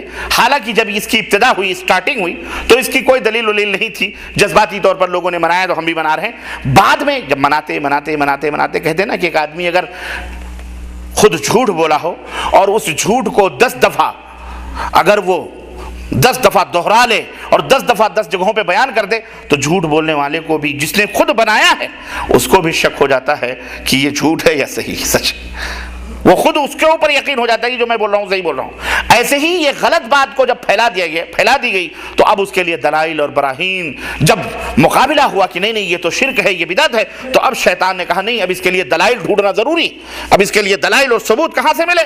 اب وہ قرآن کریم کو اس کو انہوں نے پلٹ سلٹ کر کے اور ادھر ادھر سے کہاں کا کہاں کا اینٹ کہاں کا توڑا، بھانمتی سے رشتہ جوڑا، کہاں کی بات کہاں سے ملا کر کے دلیل کے طور پر پیش کی جاتی ہے۔ میں آپ کو 2-4 دلیلیں دیتا ہوں اور اس کے بعد اس کی رد بھی آپ کی خدمت میں رکھتا ہوں۔ نمبر 1، شبہہ یہ پیش کیا جاتا ہے کہ جناب علی، ہم جو میلاد النبی مناتے ہیں اس میں نبی کریم صلی اللہ علیہ وسلم کے حسب اور نسب کو سنتے ہیں، اور نبی کریم صلی اللہ علیہ وسلم کی تعریف و توصیف ہی ہوتی ہے اور اس میں اور کچھ نہیں ہوتا ہے، اس لیے یہ غلط تو نہیں ہے، نمبر 1۔ نمبر 2، کہا جاتا ہے کہ نبی کریم صلی اللہ علیہ وسلم کی ولادت کی خوشی ہوتی ہے، چونکہ آپ صلی اللہ علیہ وسلم پیدا ہوئے اس لیے ہم اس خوشی میں یہ جشن مناتے ہیں، کیونکہ اس سے نبی کی محبت کا اظہار ہوتا ہے، اور نبی سے محبت یہ ایمان کے اندر کمال پیدا ہوتا ہے، ایمان کے اندر زیادتی پیدا ہوتی ہے، نبی سے محبت کرنے کا ہم کو حکم دیا گیا ہے، تو یہ محبت رسول کے اظہار کا ایک طریقہ ہے۔ نمبر 3، تیسری بات کہتے ہیں کہ جناب علی ہم اس میں کھانا پانی کھلاتے ہیں، اور کھانا پانی کھلاتے اور پلاتے ہیں تو اس میں اللہ اور اس کے رسول نے بڑا اجر رکھا ہے، تو ہمیں اجر و ثواب کی امید سے یہ کرتے ہیں۔ چوتھا شبہہ یہ پیش کیا جاتا ہے کہ چونکہ اللہ کا ذکر اس کے اندر ہوتا ہے اور قرآن پڑھا جاتا ہے، نبی صلی اللہ علیہ وسلم کے اوپر درود پڑھی جاتی ہے، اس لیے یہ بڑی مقدس اور مبارک مجلس ہوتی ہے، اس لیے ہم اس کو کرتے ہیں اور اس میں ہمیں اجر و ثواب ملے گا۔ یہ 5 علت اور 5 اسباب ہیں، شبہات ہیں، جن کی وجہ سے خاص طور سے موٹے موٹے جو یہ پیش کر کے لوگوں کو دلیلوں کے طور پر پیش کیا جاتا۔ آئیے اب ان کا رد دیکھیے۔ جہاں تک میرے عزیزو نمبر 1 کہ جب یہ کہا جاتا ہے کہ نبی صلی اللہ علیہ وسلم کی عادات، نبی صلی اللہ علیہ وسلم کی سنتیں، نبی صلی اللہ علیہ وسلم کے حسب اور نسب کو ہم اس میں سنتے ہیں، مولانا کو بلا کر کے سال میں ایک دفعہ ہم سنتے ہیں اور ہمیں اس سے فائدہ ہوتا ہے، تو میں عرض یہ کروں گا، اس کا جواب یہ ہے کہ جہاں تک نبی کریم صلی اللہ علیہ وسلم کی ولادت کی یادگار کا مسئلہ ہے میرے عزیزو، اور نبی کریم صلی اللہ علیہ وسلم کی یاد کا مسئلہ ہے کہ ہمیں نبی کریم صلی اللہ علیہ وسلم کی یاد آتی ہے، اس لیے ہم اس کو مناتے ہیں۔ میں یہ سمجھتا ہوں کہ ایک بے غیرت میں سمجھتا ہوں کہ ایماندار آدمی ایسی بات نہیں کر سکتا۔ کیوں؟ اس لیے کہ ایک مومن آدمی جو واقعی مسلمان ہے، اسے نبی کریم صلی اللہ علیہ وسلم سال میں ایک ہی دفعہ یاد آئیں گے؟ بولو، اگر وہ مومن ہے تو سال میں ایک ہی دفعہ یاد آئیں گے؟ میں تو کہتا ہوں اللہ اکبر، ایک مومن آدمی روزانہ ایک دفعہ نہیں، قدم قدم پر اپنے نبی حضرت محمد رسول اللہ صلی اللہ علیہ وسلم کو یاد کرتا ہے، وہ بھول ہی نہیں سکتا۔ صبح سے لے کر شام تک 5 وقت کی نمازیں پڑھتا ہے، جہاں اشہد ان لا الہ الا اللہ کی صدائیں گونجتی ہیں وہیں اشہد ان محمد رسول اللہ آواز آتی ہے، 5 ٹائم اقامت کہتا ہے اشہد ان لا الہ الا اللہ، اشہد ان محمد رسول اللہ، یاد آئی اللہ کے نبی کی۔ نماز کے لیے کھڑا ہوتا ہے، اللہ نے کہا واقیموا الصلاۃ، نماز کو قائم کرو، اے اللہ کیسے نماز کو قائم کریں؟ اب ہم کو پتہ نہیں نماز کو کیسے قائم کریں، اللہ کے حبیب یاد آتے ہیں، ہمارے نبی یاد آتے ہیں کہ نماز کے لیے ضروری ہے کہ پہلے وضو بناؤ، بغیر وضو کے تمہاری نماز نہیں ہوگی، اب وضو کیسے بنائیں؟ ہمارے نبی یاد آتے ہیں کہ اب کیسے کریں؟ اللہ کے نبی نے فرمایا وضو سے پہلے اپنے دل کے اندر ارادہ کرو، قصد کرو طہارت کا اور پاکی کا۔ یاد آئے ہمارے نبی کی نہیں آئے؟ اللہ کے نبی یاد آئے کہ اب کیا کریں؟ اللہ کے نبی نے فرمایا اب جب تم نے قصد اور ارادہ کر لیا تو بسم اللہ کہو۔ یاد آئے ہمارے نبی کی نہیں آئے؟ ہم نے بسم اللہ کہہ لیا، اے اللہ اب کیا کریں؟ اللہ کے نبی یاد آئے، اللہ کے نبی نے فرمایا اب اپنے دونوں ہاتھوں کو کلائیوں تک دھو اور 3 مرتبہ دھو، 1 دفعہ فرض ہے، 2 دفعہ سنت، 3 دفعہ بھی سنت ہے۔ اب ہم دونوں کلائیوں کو ہم نے دھل لیا، اب کیا کریں؟ اللہ کے نبی یاد آئے، اب اللہ کے نبی فرمانے لگے اب کلی کرو، 3 دفعہ کلی کرو، مسواک کر لو تو اور بہتر ہے۔ اب اللہ کے نبی آپ کلی کر لیا، اب کیا کریں؟ ناک میں پانی ڈالو، پھر اس کے بعد چگنیوں کو اپنے ناکوں میں ڈال کر کے اس کو صاف کرو بائیں ہاتھ سے۔ اللہ کے نبی یاد آ رہے ہیں کہ نہیں آ رہے ہیں؟ بولو، قدم قدم پر ایک مومن کو اللہ کے نبی یاد آ رہے ہیں۔ اب کیا کریں؟ کلی کر لی، ناک میں پانی ڈال لیا، اب اپنے چہرے کو مکمل طریقے سے دھلو، دیکھو داڑھیوں میں بھی خلال کر لو، داڑھیاں گھنی ہیں، دہلیوں میں پورا جہاں سے پیشانی کے بال اگتے ہیں، کانوں کی لو سے لے کر کے پوری داڑھیوں کو پانی سے 3 دفعہ دھلو۔ اللہ کے نبی یاد آئے کہ نہیں آئے؟ اب اس کے بعد کیا کریں؟ اللہ کے نبی نے فرمایا داہنے ہاتھ کو کوہنیوں سمیت دھلو۔ اللہ کے نبی یاد آئے کہ نہیں آئے؟ بائیں ہاتھ کو کوہنیوں سمیت دھلو، پھر اس کے بعد سر کا مسح کرو، سر کا مسح اپنے اگلے سر سے لے کر کے پیچھے تک ہاتھ کو لے جاؤ، پھر پیچھے سے اپنے ہاتھ کو پلٹاؤ۔ اللہ کے نبی یاد آئے کہ نہیں آئے؟ پھر کانوں کا مسح کرو۔ کہاں ہم نے وضو مکمل کر لیا، اب کیا کریں؟ اب کہا نماز کیسے نماز پڑھیں؟ اپنا رخ قبلے کی طرف کرو، غیر قبلہ کی طرف رخ کرو گے تمہاری نماز؟ اللہ نے تو صرف نماز پڑھنے کا حکم دیا، طریقہ کون بتا رہا ہے؟ سلیقہ کون بتا رہا ہے؟ اللہ کی عبادت و بندگی کا ڈھنگ کون بس سکھا رہا ہے؟ ہمارے اور آپ کے پیارے نبی حضرت محمد الرسول اللہ۔ قدم قدم پر ہمیں بھوک لگتی ہے، ہم کھانے کی خواہش کرتے ہیں، ہم نے کہا کھانا لایا جائے، کھانا ہمارے سامنے رکھا گیا، کہا گیا اب بسم اللہ کر کے کھانے کے اندر ہاتھ ڈالو۔ ہم کھانا کھا رہے ہیں بسم اللہ کر کے، اب کیسے کس ہاتھ سے کھائیں؟ بائیں ہاتھ سے کھائیں کہ داہنے ہاتھ سے کھائیں؟ اللہ کے نبی کی سنت یاد آئی، اللہ کے نبی یاد آئے، نہیں کھانا بائیں ہاتھ سے نہ کھانا، کھانا ہمیشہ کس سے کھانا؟ داہنے ہاتھ سے کھانا۔ اللہ، کھانا کھا لیا، پلیٹ چاٹ لیا، آپ کیا کریں؟ الحمدللہ کہو۔ کہاں سونے چلے تو اللہ کے نبی، جاگنے اٹھے تو اللہ کے نبی، سونے ہمارے یہاں کیا کہتے ہیں؟ ہمارے یہاں ایک شعر ہماری مائیں اپنے بچوں کو لوریوں کی شکل میں دہراتی ہیں اور پڑھتی ہیں۔ کیا پڑھتی ہیں یاد ہے آپ کو؟ میں سو جاؤں یا مصطفیٰ کہتے کہتے، کھلے آنکھ صلی اللہ کہتے کہتے، بڑی محبت سے پڑھتی ہیں، بچوں کو لوریاں سناتی۔ یاد ہے؟ آپ سنا ہے کبھی آپ نے؟ سنا ہوگا، نہیں سنا ہوگا، خیر ہم سنتے تھے۔ میں سو جاؤں یا مصطفیٰ کہتے، سونے کے لیے یا مصطفیٰ کہنے کے لیے، یہ بھی شرک ہے۔ اللہ کے رسول صلی اللہ علیہ وسلم نے سونے کے لیے کیا ہمیں دعا بتلائی ہے؟ بولو۔ یہ دیکھو شیطان نے کیسا پانسا بدل دیا ہے۔ وہ دعا جو نبی نے سکھلائی وہ نہیں، جو پیار اور محبت سے اپنی طرف سے گڑھ لی گئی، اس کو یا مصطفیٰ کہہ کے نیند آ جائے۔ استغفر اللہ۔ سونے کے وقت سونے چلے تو سونے کے وقت کی وہ دعا یاد آئی، کیسے سوئیں؟ داہنے کروٹ سوئیں، بائیں کروٹ سوئیں، چت سوئیں۔ ہمارے نبی کی سنت یاد آ رہی ہے کہ اللہ کے نبی پہلے داہنے کروٹ سوتے تھے، پھر بائیں کروٹ سوتے تھے، پھر آپ چت سوتے تھے، پھر داہنے کروٹ سو جایا کرتے تھے۔ ہم مسجد کے اندر جاتے ہیں، ہم پہلے داہنا پیر ڈالیں یا بایاں پیر ڈالیں؟ ہمارے نبی کی حدیث یاد آتی ہے، سنت یاد آتی ہے، اللہ کے نبی نے فرمایا مسجد کے اندر جاؤ تو داہنا پیر پہلے ڈالو، پھر بایاں پیر ڈالو، جب نکلنا ہو تو پہلے بایاں پیر نکالو، پھر داہنا پیر نکالو۔ حمام جائیں تو وہاں دعا یاد آتی۔ ہر قدم پر ایک مومن کو روز آنا، ایک دفعہ نہیں، 2 دفعہ نہیں، 10 دفعہ نہیں، 1000 دفعہ اپنے نبی کی سنت، اپنے نبی کی تعریف، اپنے نبی کا ذکر ہوتا ہے کہ نہیں ہوتا؟ بولو۔ تو پھر تم نے سال میں ایک دفعہ منانے کے لیے جشن منانے کی کیا ضرورت ہے؟ یہاں تو ہم ہمیشہ اللہ کے نبی کو یاد کرتے ہیں۔ اب یہاں مجھے کہنے دیا جائے جو نبی کو زندگی بھر بھولے رہتے ہیں سالوں بھر، انہیں سال میں ایک دفعہ نبی یاد آتے ہیں۔ جو حقیقی نبی سے محبت کرنے والے ہوتے ہیں انہیں قدم قدم پر روزانہ اللہ کے نبی یاد آتے ہیں۔ کون سب سے بڑا ہے؟ بولو۔ محبت رسول کا اظہار کرنے والا عاشق رسول اور کون ہو سکتا ہے؟ آج اسی کو کہا جاتا ہے یہ غدار مصطفیٰ ہیں، یہ غدار رسول ہیں، جو قدم قدم پر اپنے نبی کی سنتوں کو زندہ کر رہا ہو، قدم قدم پر اپنے نبی کی سنتوں کو اپنی پیشانیوں کا جھومر بنایا ہو، وہ غدار رسول ہے۔ اور جو سال میں ایک دفعہ کھانے پینے کے لیے، مٹھائی حلوے ماٹھے کے لیے مولوی کو بٹھا کر علم گلم روایتیں اور ضعیف اور گھڑی ہوئی باتیں سنتا ہے، وہ بہت بڑا محبت رسول ہے۔ استغفر اللہ، استغفر اللہ۔ آخرت کا نام جنو رکھ دیا، جنو کا آخرت، جو چاہے آپ کا حسن کرشمہ ساز کرے، الٹا چور کوتوال کو ڈانٹے۔ اس لیے میرے عزیزو ہوش کے ناخن لیا جائے۔ یہ کہنا کہ ہم نبی کریم صلی اللہ علیہ وسلم کے بعض عادات مبارکہ سنتے ہیں، یہاں تو ہم شب و روز اللہ کے نبی کے عادات مبارکہ کو اپنے دماغوں میں رکھ کر ہم ان کے مطابق عمل کرتے ہیں۔ یہ ایک یہ اب اس شبہ کا ایک جواب ہے۔ سمجھ میں بات آئی کہ نہیں آئی؟ دوسرا کہ ہم اللہ کے رسول صلی اللہ علیہ وسلم کی پیدائش کی خوشی میں عید میلاد النبی کا جشن مناتے ہیں۔ پیدائش کی خوشی میں عید میلاد النبی کا ہم جشن مناتے ہیں۔ میرے عزیزو، پہلی بات کے تعلق سے ایک بات میں اور آپ کو بتلاتا چلوں، ہر مسلمان کے لیے ضروری ہے کہ اپنے نبی کی سیرت طیبہ کو پڑھے اور اپنے نبی کی سیرت طیبہ کا مطالعہ کرے۔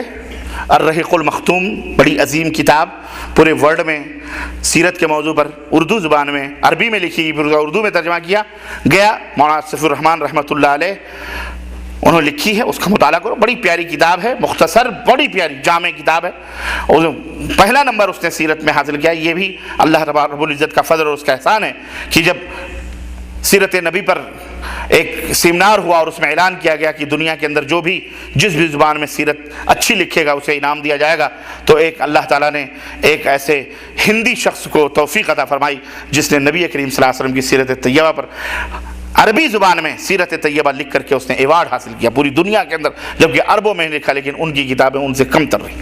یہ اللہ رب العزت کا فضل ہے۔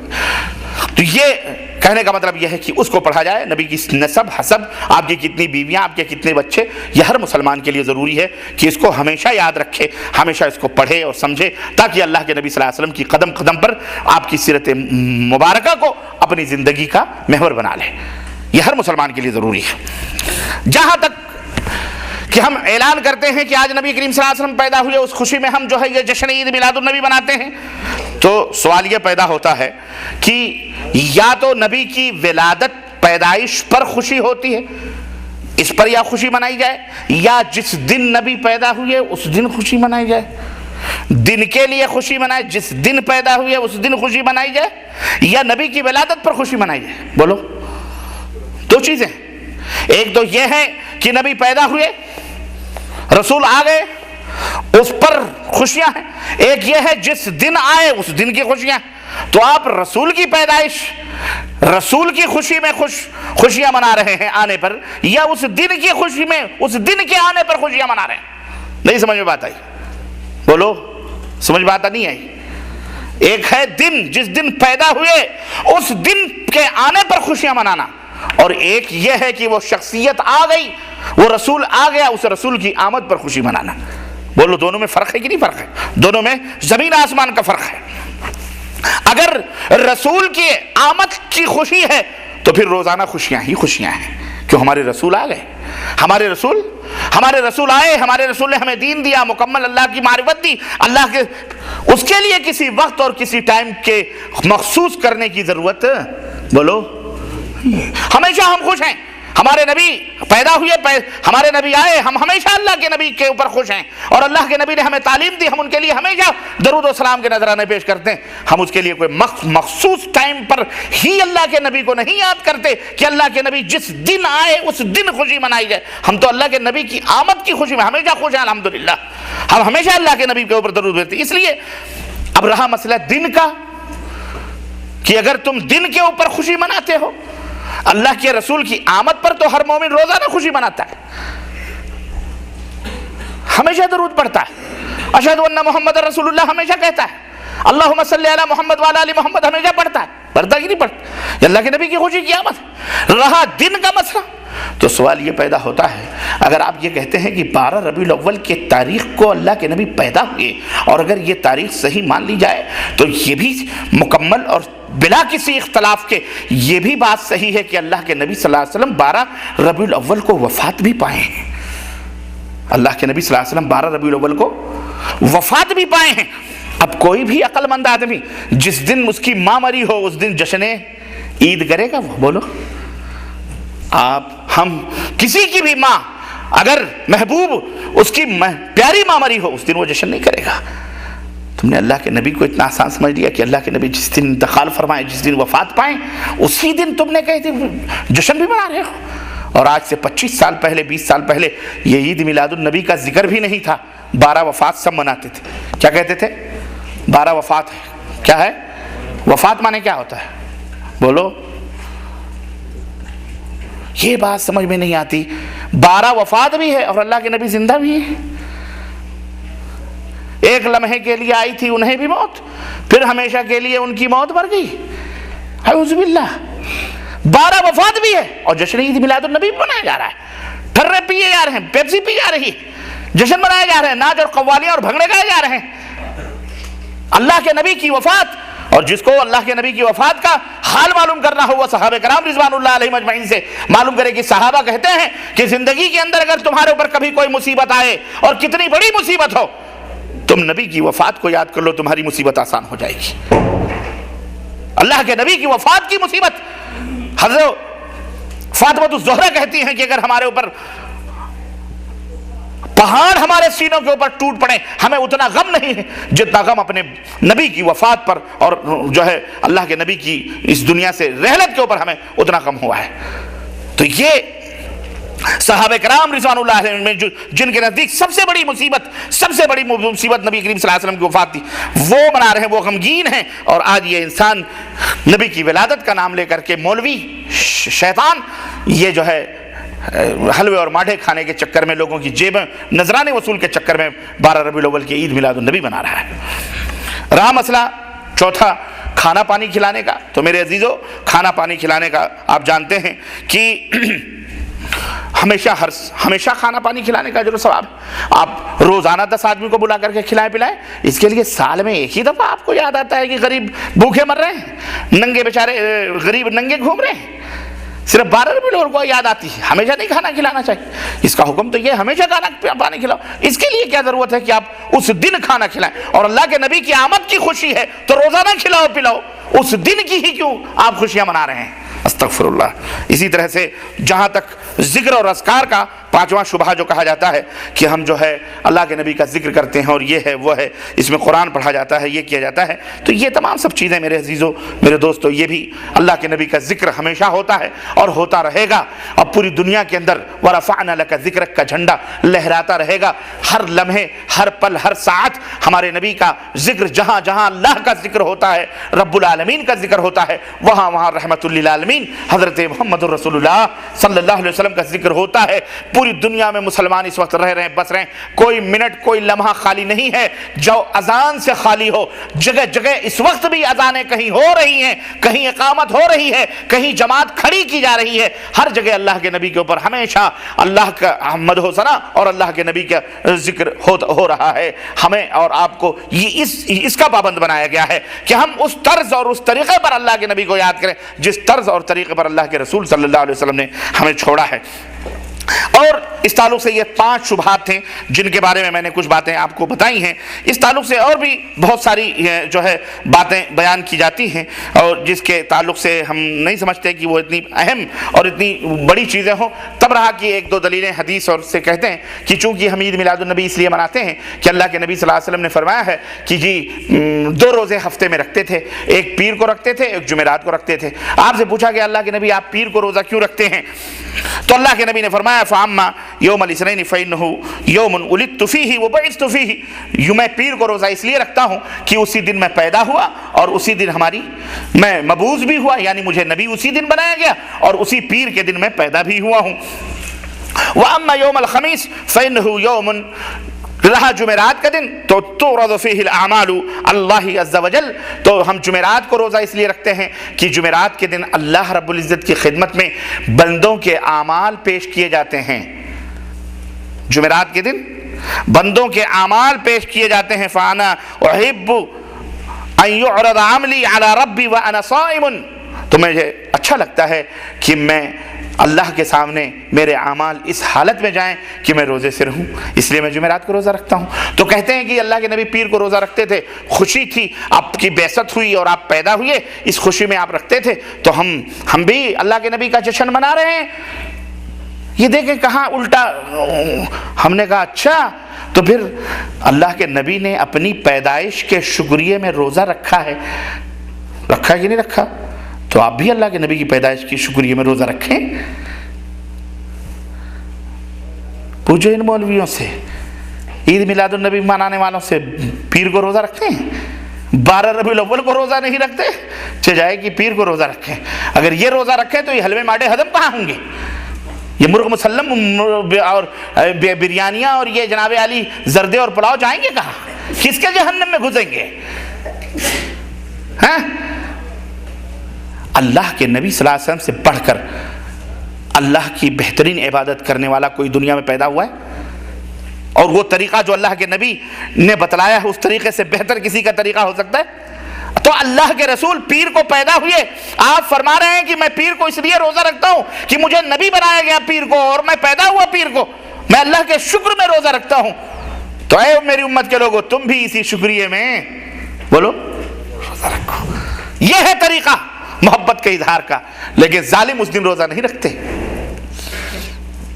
ظالم اس دن روزہ اپنی مرضی سے اظہار محبت کا طریقہ، وہی بیٹی کا بیوی سے جو جس طرح کا اظہار محبت کا طریقہ وہ بیٹی سے کر رہا ہے، بیٹی سے جو ماں سے کر رہا ہے، یہ الٹی گنگا بہی جا رہی۔ دوسری بات یہ ہے کہ اللہ کے رسول صلی اللہ علیہ وسلم کی کوئی بھی ضعیف یا صحیح حدیث ایسی دنیا کے اندر موجود ہی نہیں ہے کہ آپ نے 12 ربیع الاول کو روزہ رکھا، یہ بھی میں آپ کو بتا رہا ہوں۔ اللہ کے نبی نے 12 ربیع الاول کو روزہ رکھا ہو یا بتلایا ہو کہ 12 ربیع الاول کو میں پیدا ہوا ہوں اس لیے اس روزہ رکھو، آپ نے کبھی نہیں۔ 63 برس کی زندگی میں 23 سالہ زندگی مکے کی، 10 سالہ زندگی مدینے کی، آپ صلی اللہ علیہ وسلم 63 دفعہ 12 ربیع الاول آئی تاریخ آئی ہے، لیکن آپ صلی اللہ علیہ وسلم نے کبھی روزہ، کبھی کوئی جشن، کبھی کوئی نیاز، کبھی کوئی فاتحہ، کبھی کوئی قرآن خوانی، کبھی کچھ بھی نہیں کیا۔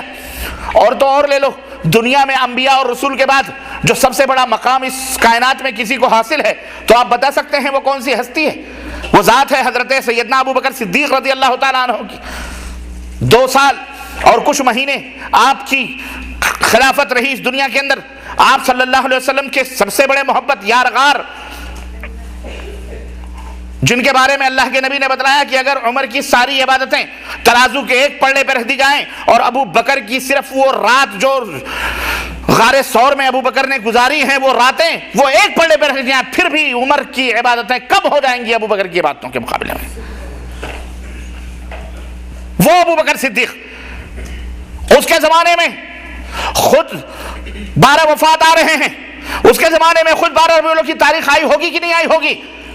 پوچھو ان ڈھونگیوں اور پاکھنڈیوں اور شیطانوں سے، پوچھو ان خانقاہوں اور پیروں مریدوں پر، ان بدماشوں سے جو جشن عید میلاد النبی کے نام پر نوٹنکیاں کرتے ہیں اور ناٹک کرتے ہیں، پورے مسلمانوں کو پریشان کرتے ہیں۔ اور یہی نہیں، حکومت وقت تک آواز پہنچاتے ہیں، جی دیکھو کرسمس کے اوپر چھٹی ہے، رام نومی پر چھٹی ہے، جینتی پر چھٹی ہے، فلائیں پر چھٹی ہے، ہمارے نبی کی پیدائش پر بھی ہمیں چھٹی ملنی چاہیے۔ استغفر اللہ، یہ کاہل، یہ حرام خور کی اور یہ حرام خوریاں کرنے والے ملا نے اس طرح یہ محبت رسول کا اظہار ہے۔ اللہ کے نبی نے کبھی 12 ربیع الاول کو یہ نہیں کہا کاروبار بند کرو مدینے کے لوگوں اور ہمارے پیدائش کا جشن مناؤ، اور یہ ملا جشن منوا رہا ہے آج نبی صلی اللہ علیہ وسلم کا۔ پوچھو ان پاکھنڈیوں سے۔ اللہ کے نبی صلی اللہ علیہ وسلم کے دور میں حضرت عمر بن خطاب رضی اللہ تعالیٰ عنہ ذرا سی گستاخیوں پر آپ کے ہاتھ تلوار کے اوپر لرز جایا کرتے تھے، تڑپ جایا کرتے، تلوار نکال لیتے تھے کہ اللہ کے نبی حکم دیجئے اس منافق کی گردن اڑا دیں۔ وہ عمر بن خطاب جو مدینے سے گلیوں سے چلے اور نبی فرماتے ہیں کہ شیطان راستہ چھوڑ دیتا ہے، وہ عمر بن خطاب کہ اللہ کے نبی نے فرمایا لو کان بعدی نبی لکان عمر، اگر میرے بعد نبی کوئی دنیا میں پیدا ہوتا تو عمر ہوتا۔ 12 برس اور کچھ مہینے ان کی حکومت رہی، کیا 12 ربیع الاول کی تاریخ نہیں آئی؟ منایا۔ صحابہ تو صحابہ ہیں، میں تابعین کی بات کروں، تبع تابعین کی بات کروں، اور تو اور بات تلخ ہے، کڑوی ہے، لیکن حلق کے نیچے اتارنی بھی ہے اور سمجھانی بھی ہے، کیونکہ چیڑ پھاڑ کرنے والا، آپریشن کرنے والا دشمن نہیں ہوتا، وہ دوست ہوتا۔ آپریشن کرنا ہے، ان سے پوچھو کہ تم اپنے آپ کو مقلد کہتے ہو، امام ابو حنیفہ، امام شافعی، امام مالک، احمد بن حنبل، این ائمہ کے مقلد ہو تم۔ اے مولویوں بتاؤ، امام ابو حنیفہ نے بھی جشن عید میلاد النبی منایا کہ نہیں منایا؟ ہاتوا برہانکم ان کنتم صادقین، دلیل دو اگر سچوں میں سے ہو، ورنہ لعنت اللہ علی الکاذبین، اللہ کی لعنت ہو جھوٹوں کے اوپر۔ امام ابو حنیفہ کی مخالفت کر کے تم بہت بڑے اپنے آپ کو حنفی سمجھتے ہو، اور ہم امام ابو حنیفہ کے عقیدے پر عمل کر کے ہم ائمہ کو نہیں مانتے، ائمہ کے گستاخ ہیں۔ نسبت خاک ربا عالم پاک، ہوش کے ناخن لو، ان کو پوچھو۔ اور کہتے ہیں کہ جو عید میلاد النبی نہ منائے وہ کون ہے؟ وہ گستاخ رسول ہے۔ تو پوچھو، امام ابو حنیفہ گستاخ رسول تھے؟ ابو بکر گستاخ؟ اے ظالموں سے پوچھو، تمہاری یہ بد زبانیاں اور کافریت کے فتوے تکفیر کے جو تم کہتے ہو کہ عید میلاد النبی جو نہیں مناتا وہ لہابی ہے، کافر ہے، وہ بددین ہے، بد مذہب ہے، ان سے پوچھو ابو بکر سے لے کر کے، اور پوری ہماری تاریخ ہمارے اسلاف کی موجود ہے، حضرت ابو بکر صدیق سے لے کر کے تابعین، تبع تابعین، ائمہ، مجتہدین، محدثین، اور امام بخاری، امام مسلم، امام ترمذی، امام ابو داؤد، نسائی، ابن ماجہ، یہ پورے جو ہماری تاریخ ہے انہوں نے نہیں منائی۔ بتاؤ یہ سارے کے سارے اس مردود کی بد زبانیوں سے کافر ہوئے کہ نہیں ہوئے؟ گستاخ رسول ہوئے کہ نہیں ہوئے؟ بولو۔ اس لیے اے مسلمانوں، یہ چند شبہات تھے اس موسم کے حساب سے میں نے آپ حضرات کی خدمت میں رکھے ہیں۔ ہوش کے ناخن لو، سمجھو، اور حق کیا ہے، باطل کیا ہے، اس کو سمجھنے کی ضرورت ہے۔ اس کے لیے آپ گالیاں دو، پیٹ پیچھے جا کر کے اس نے تو یہ کہہ دیا، وہ کہہ دیا، وہ آپ کا عمل آپ کے ساتھ ہے، فرشتے نوٹ کر رہے ہیں، ہم نہیں ہیں قیام، ہم تو ہم نے بتا دیا، ہم نے جھولی کھول دی اور ننگا کر دیا، ہم نے برہنہ کر دیا۔ اب اس میں پہچانو حق کیا ہے، باطل کیا ہے، وہ بھی بتا دیا ہم نے، وہ بھی میں نے بتا دیا ہے۔ مانو نہ مانو جانے جہاں، اختیار ہے۔ قیامت کے دن یہ نہیں کہہ سکتے، جب فرشتہ پوچھے گا کہ فرشتہ الم یاتکم نذیر، کیا تمہارے پاس اللہ کا ڈرانے والا نہیں آیا تھا؟ قالوا قد جاءنا نذیر، تو جہنم میں جانے والے کہیں گے ہاں آیا تھا۔ فکذبنا، ہم نے جھٹلا دیا. وہابی لہابی کی باتیں نہیں مانتے جو. اس دن مقدرے پڑیں گے، اس دن کمریں ٹیڑھی کی جائیں گی، اس دن لوہوں کی سلاخیں ڈالی جائیں گی جب ہوش آئے گا. اللہ سے توبہ کرو. شرک اور بدعات یہ وہ زہر حلال ہیں جس نے امت کے اندر افتراق اور انشار پیدا کیا ہوا. اتحاد چاہتے ہو سنت اور توحید کو لازم پکڑو. اللہ ہم سب کو اپنے نبی سے سچی اور پکی محبت کرنے کی، صحابہ کے منہج اور طریقے پر عمل کرنے کی توفیق عطا فرمائے، اور ہمیں ہر قسم کے شرک اور بدعات سے توبہ کرنے کی توفیق عطا فرمائے. آمین یا رب العالمین. وصلی اللہ علی نبینا محمد وعلی آلہ وصحبہ اجمعین. والسلام علیکم ورحمۃ اللہ وبرکاتہ. اب اگر کچھ سوالات ہیں اگر آپ کے، میں سمجھتا ہوں سارے شکوک اور شبہات تو میں نے آپ کے خود بیان کر دیے ہیں، لیکن اس کے باوجود بھی اگر کچھ شبہات ہیں اہلاً و سہلاً، سوالات ہیں تو 5 منٹ کی بات ہے اور پیش کریں. انشاءاللہ تعالی میں مختصراً اس کا جواب دینے کی کوشش کروں گا. اس کے بعد رات کا کھانا حاضر ہے، آپ حضرات تناول فرمائیں. جی کوئی سوال ہے؟ جانے کے بعد پیٹھ پیچھے کچھ ادھر ادھر کی غیبتیں کرو گے، زبان سڑے گی، اللہ تعالیٰ کے یہاں پکڑے جاؤ گے، یاد رکھو. کوئی سوال ہے تو پوچھو، نو پرابلم، پوچھو. انشاءاللہ قرآن سنت کی روشنی میں. انڈیا میں ایسا ہو گیا ہے، بڑے بڑے مولانا آتے ہیں تو جا کے مرید بن رہے ہیں. یہ فتوا نکالے ہیں تو اس لیے مرید بن ہے کہ جیسے آج کل ڈاکٹر ہوئے ہیں، تھیلے چھاپ ڈاکٹرز کیا کرتے ہیں کہ ایک بیگ مریض کو محلے میں ڈسپنسری کھول لی تو سارے محلے کے لوگ بیچارے رجوع کرتے ہیں، تو وہ ایک بیگ نہیں ان کا علاج کرتے کہ یہ صحیح ہو جائے. سنو سمجھ گیا میں، سنو تو وہ کیا ہے پرماننٹ مریض بنا لیتے ہیں کہ اب یہ مریض سے پرماننٹ 2 روپے کی دوا دی، کل 5 کی دی، کل پرسوں 10 کی دی، اس طرح آپ پرماننٹ ان کے مریض ہو جاتے ہیں. تھیلے میں بیٹھا رکھتے ہیں آپ کو، جب بھی وہ ڈاکٹر صاحب سے دوا لے لو. ایسے ہی اب اصل میں لوگ بکھر جاتے ہیں تو مرید بنا بنا کر کے پرماننٹ مرید، آمدنی کا ذریعہ ہیں آپ. یہ سب کیا ہے؟ آمدنی کا ذریعہ ہے. یہ ہماری کھیتی ہے، یہ ہماری بھیڑیں ہیں، ہمارے پاس آنی چاہیے تاکہ کوئی دوسرا پیر بینٹ کے مرید نہ بنا لے تو وہاں ہنڈی پہنچ جائے گا اگر پہنچ جائے. یہ ہے سر. جی اور وہ سب بدعات ہیں، یہ تمام سب جو پیری مریدی چلتی ہے یہ سب کھانے پینے کے ڈھونگ دھتورے ہیں اور جوڑتے ہیں نبی صلی اللہ علیہ وسلم سے. یہ سب فاسق و فاجر لوگ ہیں. جی ہمارے ملکوں میں کیوں آواز نہیں اٹھاتے، پوچھتے کیوں نہیں؟ ہمارے ملکوں میں ایک تو یہ ہے کہ معلومات نہیں ہے، عوام کو معلومات جس کو ہے ان کی کمی ہے کہ وہ بیان نہیں کرتے کھل کر کے. دوسرے کچھ مصلحتوں کے بھی شکار ہوتے ہیں. تیسرے کچھ ایسے لوگ بھی ہیں جو کہتے ہیں کہ بھئی پڑھیے نماز تو وضو گنگو جمن سے ہو، راضی رہے خدا تو برہمن کو غم نہ ہو.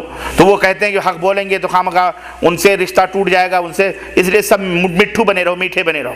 اس لیے لیکن الحمدللہ ایسی بات نہیں ہے. الحمدللہ ہمارے ملکوں کے اندر بھی حق کی آواز ہندوستان ہو، پاکستان ہو، بنگلہ دیش میں بیان کرنے والے کرتے ہیں، اور اللہ کے فضل و کرم سے ان کی کوششوں اور جد و جہد سے بھی اور یہاں کی جد و جہد سے بھی الحمدللہ لوگ سمجھ رہے ہیں، الحمدللہ حقائق کو جان رہے ہیں اور اللہ تعالیٰ انہیں سمجھا رہا ہے. الحمدللہ بہت زیادہ تعداد الحمدللہ کٹ کٹ کر کے آ رہی ہے. ابھی دیکھو ابھی مولانا گئے ایک مسجد میں اعلان کرنے، ابھی وہاں دیکھو وہاں کہہ رہے ہیں جماعت آئی ہوئی ہے. کیا آئی ہوئی ہے؟ کون سی جماعت ہے بھائی؟ ہم نے مولانا سے کہا ان کو کہو جماعت یہاں بھی آئی ہوئی ہے، یہاں آ جاؤ بھائی. یہاں جماعت نہیں، تنہا ایک آدمی آیا ہے، یہاں ہوتا ہو تو تبلیغ کرو، آپ کو کیا بولنا. لیکن نہیں، یہاں بھی منافقت کی طرح بیج بو رہے ہیں. وہ کون سی جماعت ہے جی؟ تبلیغی جماعت ہے. کیا ہے اس کے تھیلے میں؟ ریاض الصالحین ایک بغل میں ہوگی، اندر فضائل اعمال کے وہ لال کتاب ہوگی زکریا صاحب کی جو شرک اور بدعت کا پلندہ ہے. اگر کھول کے نکالو تو اس کے اندر کفر اور شرک سے بھی بدتر باتیں موجود ہیں. اب ہمارے ملکوں کے لوگ کہاں سے آئے بھائی؟ ریاض سے آئی ہوئی ہے جماعت، اس لیے وہاں جا رہی ہے تبلیغی جماعت. بیٹھے بھائی یہاں آؤ تبلیغ کرو، آؤ سینٹر ہے سب کچھ، لیکن یہاں نہیں آئیں گے. وہ کیوں؟ اس لیے کہ جانتے ہیں یہاں آئیں گے تو پول کھلے گا، پول کھلے گا تو جوتے پڑیں گے تو بھگا دیے جائیں گے. تو چپکے چوہوں کی طرح گلیوں میں محلوں میں بیٹھ کر کے لوگوں کو تبلیغ کرتے ہیں. ربانی صاحب اگر دوبارہ ایسی آپ باتیں کریں تو پھر کوئی بھی نہیں آئے گا. میرا سوال ہے کہ اگر ہم بار بار آپ کے تبلیغ والوں پہ ایسی باتیں کریں گے تو پھر کوئی نہیں آئے گا. کوئی ضرورت نہیں ہے، کوئی فائدہ نہیں ہے. کیا ضرورت ہے؟ ان کو بلائے نہیں، ان کو باتیں نہیں کریں گے تو پھر ان کو کون سمجھائے گا؟ کیسے سمجھیں گے؟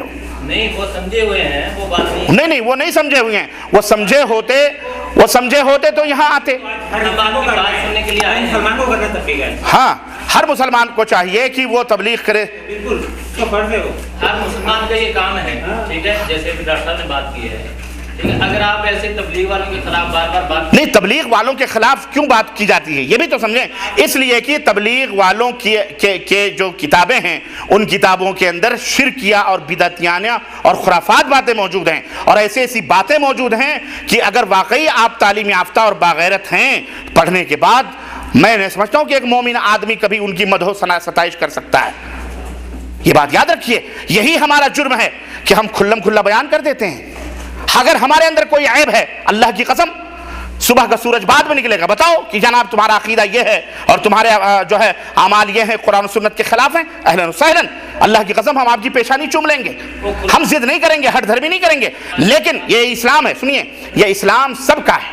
یہ اسلام کسی کے باپ کی میراث نہیں ہے کہ کوئی جماعت بنا لے اپنی، وہ بنا لے جماعت اپنی، اس کا دین الگ، اس کا دین الگ، اس کا دین الگ. نہ، یہ اسلام ایک ہے، قرآن ایک ہے، حدیث ایک ہے، اللہ ایک ہے، رسول ایک ہے. یہ بدعت کرنے والے جیسا کہ میں نے بتلایا وہی منتشر ہوتے ہیں. توحید و سنت میں اتحاد اور اتفاق ہے. اگر آپ مسلمان ہیں اہلاً و سہلاً، آپ ہمارے آئینہ ہیں، آپ ہمیں بتلائیں کہ جناب علی آپ کے عقیدے کے اندر یہ فالٹ ہے، یہ غلطیاں ہیں، یہ خطائیں، اللہ کی قسم سر جھکا کے مان لیں گے. ہم تو یہ مجلس اسی لیے برپا کرتے ہیں کہ بتاؤ ہم کو، نہیں تو سنو کہ فلانی جماعت کے اندر یہ خامیاں ہیں، یہ غلطیاں ہیں. کیوں؟ تاکہ اللہ رب العزت نے فرمایا ہے یا ایھا الذین آمنوا اتقوا اللہ وکونوا مع الصادقین. ہمارا یہ فرض بنتا ہے بحیثیت طالب علم، ہمارا یہ فرض بنتا ہے بحیثیت ڈاکٹر، آپ کا یہ فرض بنتا ہے کہ مریض کے مرض کو نہ چھپاؤ. اگر اسے زکام ہے تو بتاؤ تجھے زکام ہے، تجھے بخار ہے تو بخار ہے، کینسر ہے تو کینسر ہے. اگر آپ ڈاکٹر ہیں اور چھپاتے ہیں تو آپ بہت بڑے ڈاکو ہیں. آپ انصاف نہیں کر رہے قوم کے ساتھ. ہم اس لیے بیان کرتے ہیں کیونکہ ہم یہ سمجھتے ہیں کہ قرآن و سنت کی تعلیم ہمارے پاس موجود ہے، اور ہم اس آئینے میں دیکھتے ہیں کہ ہم نے کسی شخص کا نام نہیں لیا ہے، ہم نے عبداللہ عبد الرحمن کا نام نہیں لیا ہے، ہم نے ایک ایسے جماعت کا نام لیا ہے جس جماعت کو تقدس کا لبادہ اوڑھ کر کے لوگ اسے مقدس سمجھتے ہیں. میں کہتا ہوں یہ مقدس نہیں، یہ صوفیوں کی اور یہ فرقہ پرست اور یہ گمراہوں کی ٹولی ہے. اس لیے کہ اس جماعت کے فاؤنڈر سے لے کر کے آج تک اس جماعت کے اندر شرک اور بدعت کی پوری غلاظتیں موجود ہیں، اور اس کا ثبوت اس کی کتابیں. آپ کی سمجھ میں نہیں آتا ہے، آپ دلائل مانگیے ادب سے، احترام سے.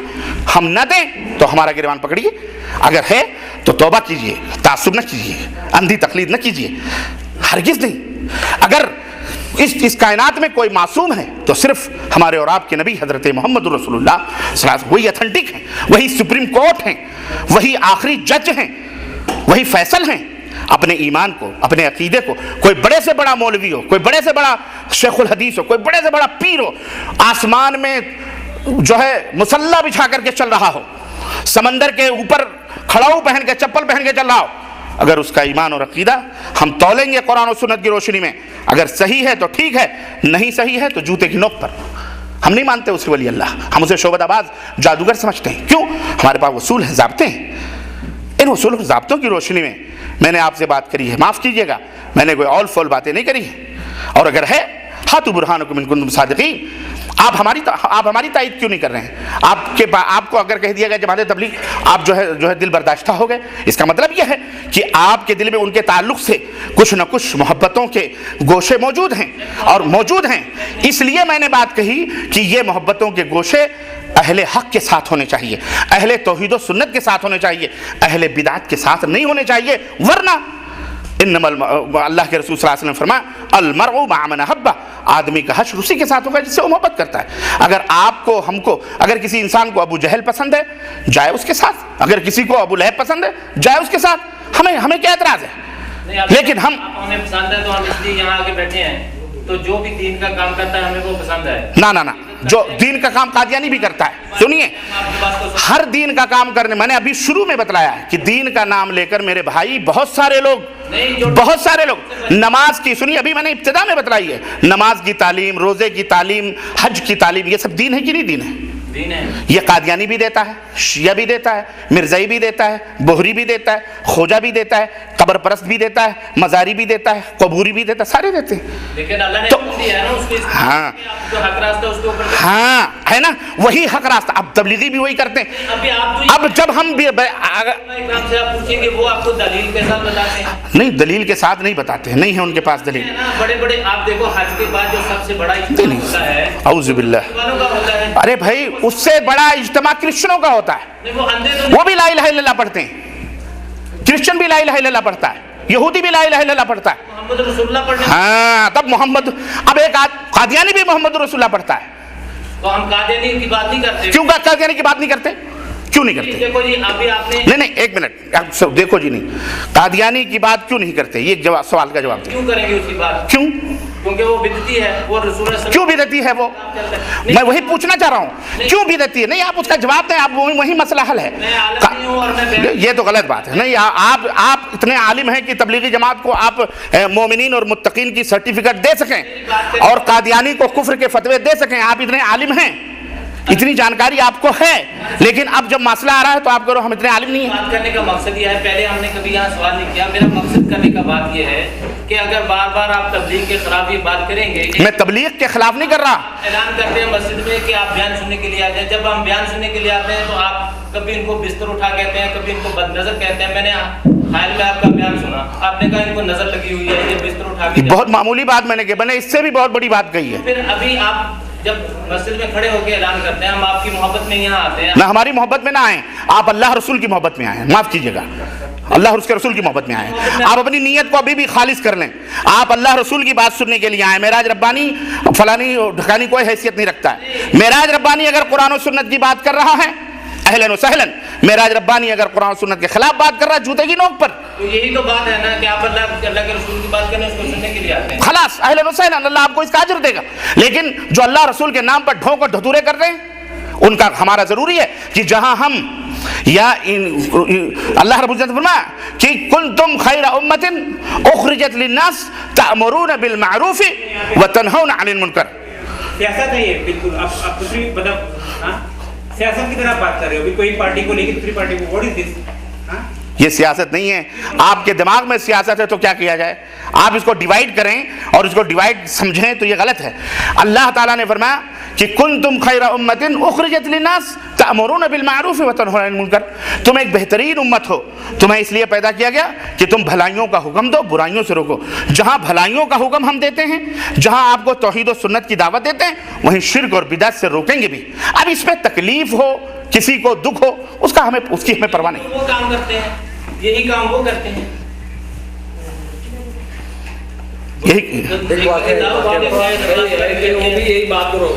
نہ یہی بات روکتے. سنیے, آپ نے ان کی کتابیں پڑھی ہیں, سنیے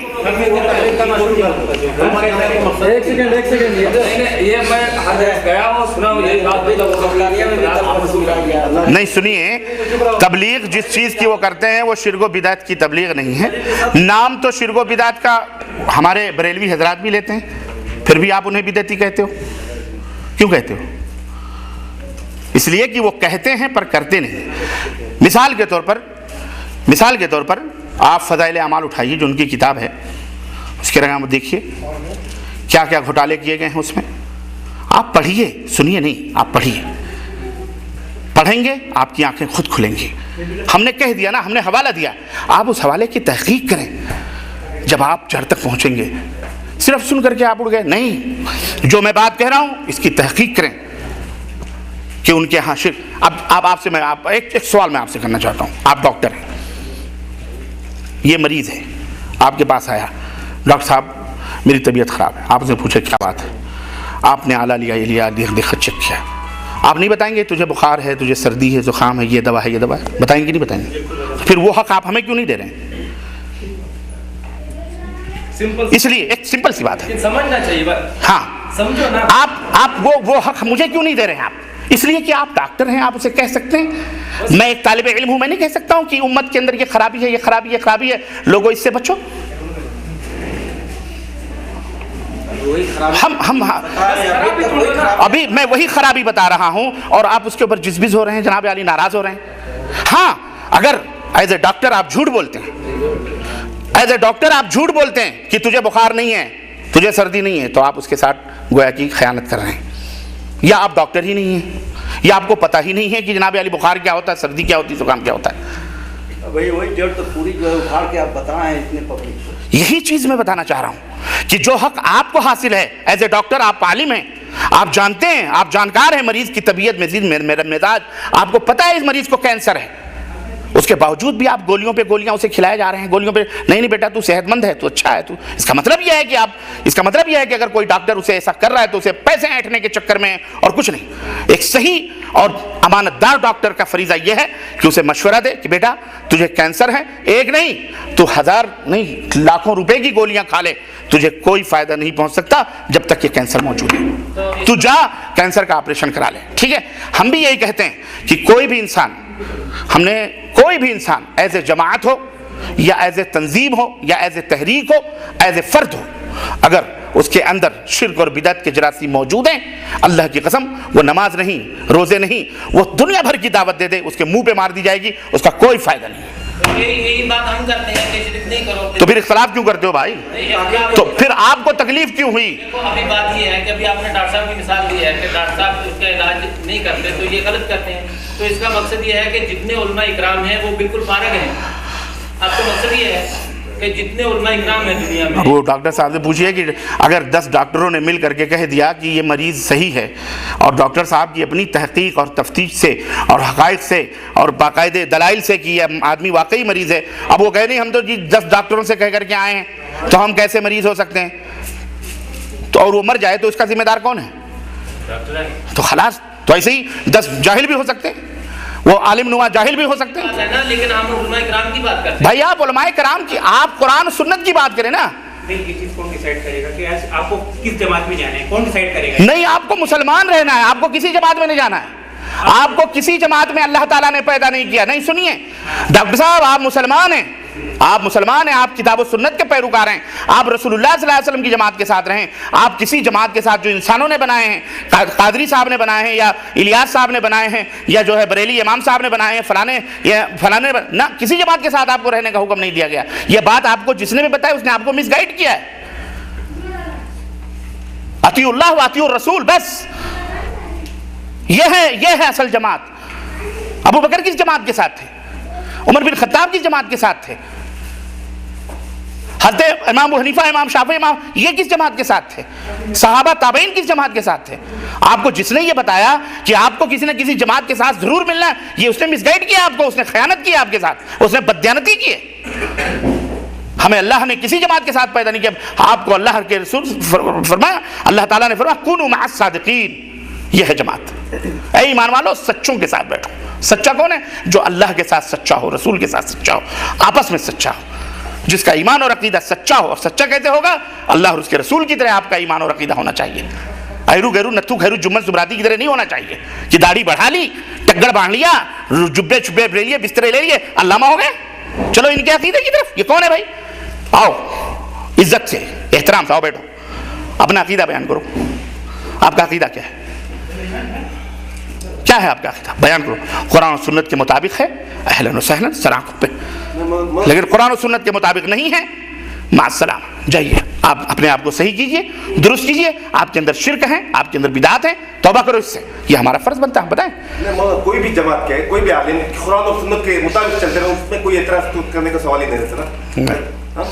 یہی اختلاف ہے نا، قرآن و سنت نہیں لیتے، دوسرے کتابوں کا حوالہ دے کے یہ کرتے، یہ اعتراض ہے نا۔ جماعتوں کے دور میں کوئی بھی جماعت قرآن اور سنت کے مطابق عالم ہو تو اس کے پاس بھی کرتے ہیں، تو اس کا اعتراض کوئی نہیں۔ اس کا کیا اعتراض ہے؟ کوئی بھی مین مقصد کیا ہے؟ دوسری کتابوں کا حوالہ دیتے، اس کا اعتراض ہے نا۔ مسلمانوں کو اب گمراہ کرتے ہیں، بولنے کا مقصد فضائل اعمال جیسے مختلف دوسری کتابوں کا حوالہ دیتے ہیں، یہ اختلاف ہے نا۔ دیکھیں اگر کوئی بھی عالم ایک دوسرے پہ تنقید کریں گے تو مسئلہ حل نہیں ہوگا، ٹھیک ہے ہمارا؟ تنقید نہیں، اس پہ کرو گے وہ آپ کی پسند ہے۔ ایک دوسرے کے اوپر تنقید نہیں، کا مسئلہ نہیں ہے، مسئلہ مرض بتا دینے سے، مرض بتا دینا۔ دیکھیں تنقید ہوگی جب آپ کہو گے لا الہ الا اللہ، ہے نا، تو ابو جہل کو، ابو لہب کو تکلیف ہوگی۔ آپ یہ کہو، سوچو کہ ابو لہب، ابو جہل کو تکلیف نہ ہو۔ کوئی بھی پارٹی سے بیسک کانسیپٹ بیسک جو یہ ہے وہ تو کوئی مسئلہ نہیں ہے، ادھر مختلف کتاب کا دلیل ہے، یہ اختلاف ہے بس۔ ہاں، وہ جو فلانے علانی کی بات آتی ہے کہ جی ہمارے فلانے نے کہا، ہمارے فلانے عالم نے فرمایا، یہ نہیں، کوئی بھی عالم کہے اس عالم کی بات کو قرآن و سنت کے اوپر پیش کرو۔ مین اختلاف یہ ہے۔ اگر مولوی صاحب جماعت اسلامیہ والے بھی جو اپنے آپ کو کہتے ہیں کہ جیسے ہم یہ بدعت نہیں مانتے، میں نے کہا کوئی بھی شخص ہو اس کی بات کو قرآن و سنت پہ پیش کرو، اگر وہ صحیح ہے اہلاً و سہلاً، نہیں صحیح ہے ہٹاؤ، بات ختم۔ بات ختم۔ صحیح اتنی بات ہے. ہم بس بات اتنی ہے بس. وہی تو ہم آپ کو اور کیا سمجھا رہے ہیں کہ ہماری بات کو مانو. ہم تو یہ کہہ رہے ہیں ہم نے تبلیغی جماعت کی کتابوں کو قرآن و سنت پیش کیا, ہمیں بکواس نظر آئی, شرک اور بدعت نظر آ رہے ہیں. آپ بھی پیش کرو, اب سمجھ میں آ جائے گا. ولا اور برا یہ اسلام کا رکن ہے. معلوم ہے آپ کو, دوستی اور دشمنی, دوستی کس سے کی جائے اور دشمنی کس سے کی جائے, یہ ایمان کا جز ہے, ایمان کا حصہ ہے, رکن ہے. لا الہ الا اللہ, یہ ہے ولا اور برا, کہ تمام معبودان باطلہ سے انکار ہو. انکار یہ نہیں کہ ان سے بھی محبت ہو ان سے بھی ہو, نہ.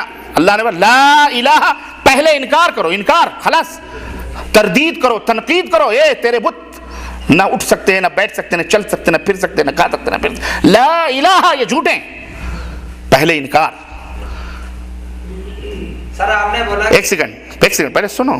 پہلے انکار, پھر اللہ کی توحید دل میں آئے گی, سمجھ رہے, تب اللہ آپ کے دلوں میں آئے گا. آپ یہ کہیں کہ نہیں ادھر بھی ہمارے ہاتھ ملے رہیں, ادھر بھی یہ نہیں ہو سکتا. تو یہی تو وہ کہتے ہیں, آپ یہ بات نہیں بتاتے جو بھی آپ بتا رہے ہیں. اب آپ نہ سنیں تو بات ہم تو اور کیا سمجھا رہے ہیں. یہی بات تو وہ کرتے ہیں. اللہ کے بندے, ہم یہی تو سمجھا رہے ہیں. آپ کی سمجھ میں نہ آئے, نہ آپ سن رہے ہیں, تو ہم کیا کریں. آپ کے دماغ میں پتہ نہیں کیا بیٹھا ہوا ہے.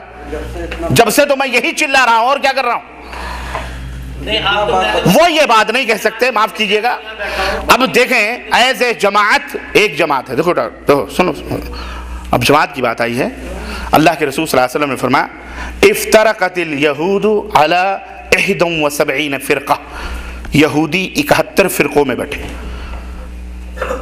وافترقت النصارى علی 72 فرقہ, نصرانی یعنی کرسچن یہ 72 فرقوں میں بیٹھے. ستفترق امتی علی 73 فرقہ, میری امت 73 فرقوں میں بیٹھے گی. کتنے فرقوں میں؟ یعنی یہود و نصارہ سے ایک ہاتھ آگے رہے گی, 73 فرقوں میں بیٹھے گی. کلھا فی النار الا واحدہ, ان 73 میں 72 جہنم میں, ایک جنت میں جائے گی. یہ جو امت ہے نبی صلی اللہ علیہ وسلم کی, یہ امت مسلمہ, یہ ہندو کرسچن یہ نہیں, یہ خود نبی صلی اللہ علیہ وسلم کی امت جو آپ نے فرمائی نا, یہ محدثین اہل علم نے بیان کیا, یہ نبی صلی اللہ علیہ وسلم کی وہ امت جو کلمہ پڑھ رہی ہے نبی صلی اللہ علیہ وسلم کی, اس میں 73 فرقے ہوں گے, اور اس میں یہ کلمہ پڑھنے والے 72 جہنم میں جائیں گے, ایک جنتی ہوگا. قیل وما ہی یا رسول اللہ, صحابہ کرام پوچھا اللہ کے نبی کہ وہ جماعت کیا ہے, کون سی ہے, اس کے علامات کیا ہیں. قال ما انا علیہ واصحابی, وفی روایت ما انا علیہ اليوم واصحابی, میں جس پر ہوں اور میرے صحابہ جس پر ہیں, اور ایک دوسری روایت میں ہے آج جس دین پر میں ہوں اور میرے صحابہ, جو لوگ قیامت تک اس کے اوپر قائم و دائم رہیں گے وہی جنت میں جائیں گے, باقی سب جہنم میں جائیں گے. تول لو اپنے آپ کو, جماعت کو تول لو, ایز اے فرد تول لو, خلاص بات ہی ختم نا. یہ میزان ہے, یہ ترازو ہے, اسی آئینے میں حق اور باطل کے فیصلے کر لو, بات ختم. جھگڑا نہ کرو, لڑائی نہ کرو. تو سر نام کیسے پڑ گیا, کیا چیز؟ جیسے انسان بحیثیت انسان ہم ہیں, ایسے ہی بحیثیت انسان ہمارا نام عبداللہ بھی ہے, عبد الرحمن بھی ہے.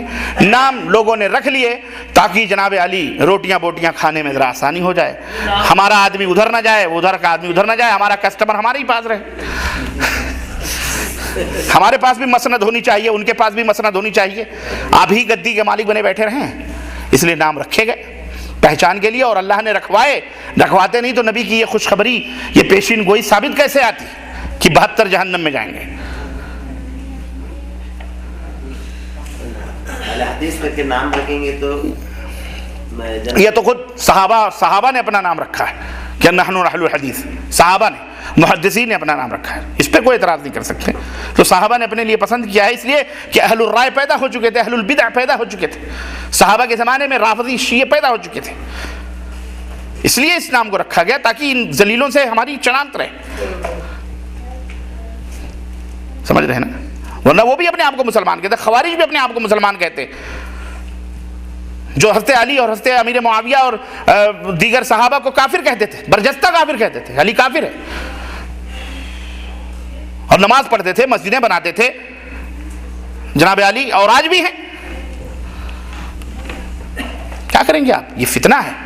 اس فتنے میں ضرورت اس بات کی ہے کہ ہر امت کا فردن فردن اپنے دماغ کو کھولے، قرآن و حدیث کا مطالعہ کرے اور خود دین کو سمجھنے کی کوشش کرے اور اہل علم سے رجوع کرے جن کے بارے میں اسے یقین ہے کہ واقعی یہ ہمیں صحیح بات بتائے گا، اس سے پوچھے، اور ایک سے نہیں 10 سے پوچھے۔ جیسے ایک ڈاکٹر سے پیٹ نہیں بھرتا تو 10 ڈاکٹر کے پاس، اور ڈاکٹروں میں بھی کئی کیٹیگریاں ہوتی ہیں، یہ کچھ ڈاکٹر یہ تھیلے چھاپ ہے، وہ فلانے چھاپ ہے، وہ ٹکانے چھاپ ہے، کوئی MBBS ہے، کوئی BMS ہے، کوئی کچھ ہے، کوئی کچھ ہے، کوئی ڈاکٹر کے یہاں کمپاؤنڈری کر کے بھی ڈاکٹر بن جاتا ہے اور ڈپلیکیٹ سرٹیفکیٹ۔ ہمارے یہاں بھی ایسے مولویوں میں ہے بھائی، مولوی کی خدمت کر کے کرتے علامہ بن گیا، اپنے آپ کو ٹوپا ٹپی لگا لیا، جیسے ڈاکٹر بن گیا ایسے یہ بھی بن جاتا ہے، تو اس کو ڈاکٹر نہیں کہتے، لیکن بن کر کے لوگ غلط سلط دوائیں دیتے ہیں، مرتے ہیں لوگ، اپنی کمائی کرتے ہیں۔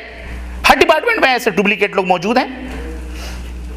ایک ڈاکٹر اگر اس نے علم نہیں حاصل کیا ڈاکٹری کا اور وہ چلے انجیکشن لگانے، تو آپ اس کے خلاف آواز اٹھائیں گے کہ نہیں اٹھائیں گے؟ ایک شخص جس کو علم ہی نہیں ہے وہ چلے تبلیغ کرنے، فاقد الشیء لا یؤتی شیء، وہ کس چیز کی تبلیغ کرے گا ہم کو بتائیں؟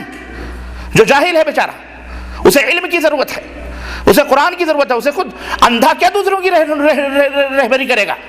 کہاں سے آ رہے ہیں؟ ایران سے آ رہے ہیں، کہاں سے آ رہے ہیں؟ انگلینڈ سے آ رہے ہیں، کہاں سے آ رہے ہیں؟ امریکہ جا رہے ہیں، تو خود جاہل ہے بیچارہ، عالم نہیں ہے وہ۔ کہاں جا رہے ہو؟ تبلیغ کرنے جا رہے ہو۔ تبلیغ کہتے ہیں پھیلانے کو۔ کیا تم پھیلا رہے ہو؟ تمہارے پاس ہے کیا؟ کچھ نہیں ہے، پھر بھی اس کا نام تبلیغ تم نے رکھا ہوا ہے۔ یہ کیا حماقت ہے؟ یہ اللہ کے نبی صلی اللہ علیہ وسلم نے، صحابہ کرام نے بھی تبلیغ کی، ہم بھی تبلیغ کر رہے ہیں، لیکن پہلے علم حاصل کرو، پہلے علم، پھر اس کو پھیلاؤ۔ علم ہے ہی نہیں، ہم پھیلائیں گے کیا؟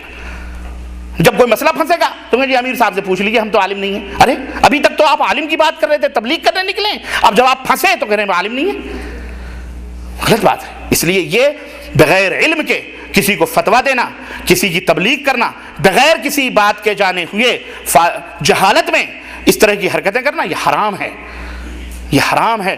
یہ علماء کا میدان اتنا گھٹیا نہیں ہے جتنا دنیا داروں نے سمجھ رکھا ہے۔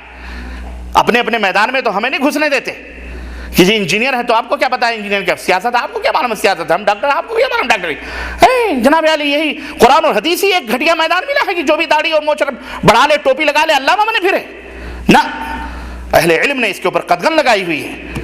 اہل علم محدثین باقاعدے، یہاں تک امام احمد بن حنبل رحمۃ اللہ علیہ سے پوچھا گیا کہ اگر ایک آدمی بہت بڑا متقی ہے، پرہیزگار ہے اور نماز پڑھتا ہے، سب کچھ کرتا ہے، لیکن اس کے بارے میں یہ ہے کہ وہ جھوٹ بول دیتا ہے، تو آپ بتائیں کہ اس کے بارے میں یہ بتایا جائے کہ وہ جھوٹ بولتا ہے کہ نہیں بتایا ہے؟ امام احمد بن حنبل کہتے ہیں اہل السنہ والجماعہ کا منہج ہے کہ اس کو سب سے پہلے بتایا جائے کہ یہ جھوٹا ہے۔ کیوں؟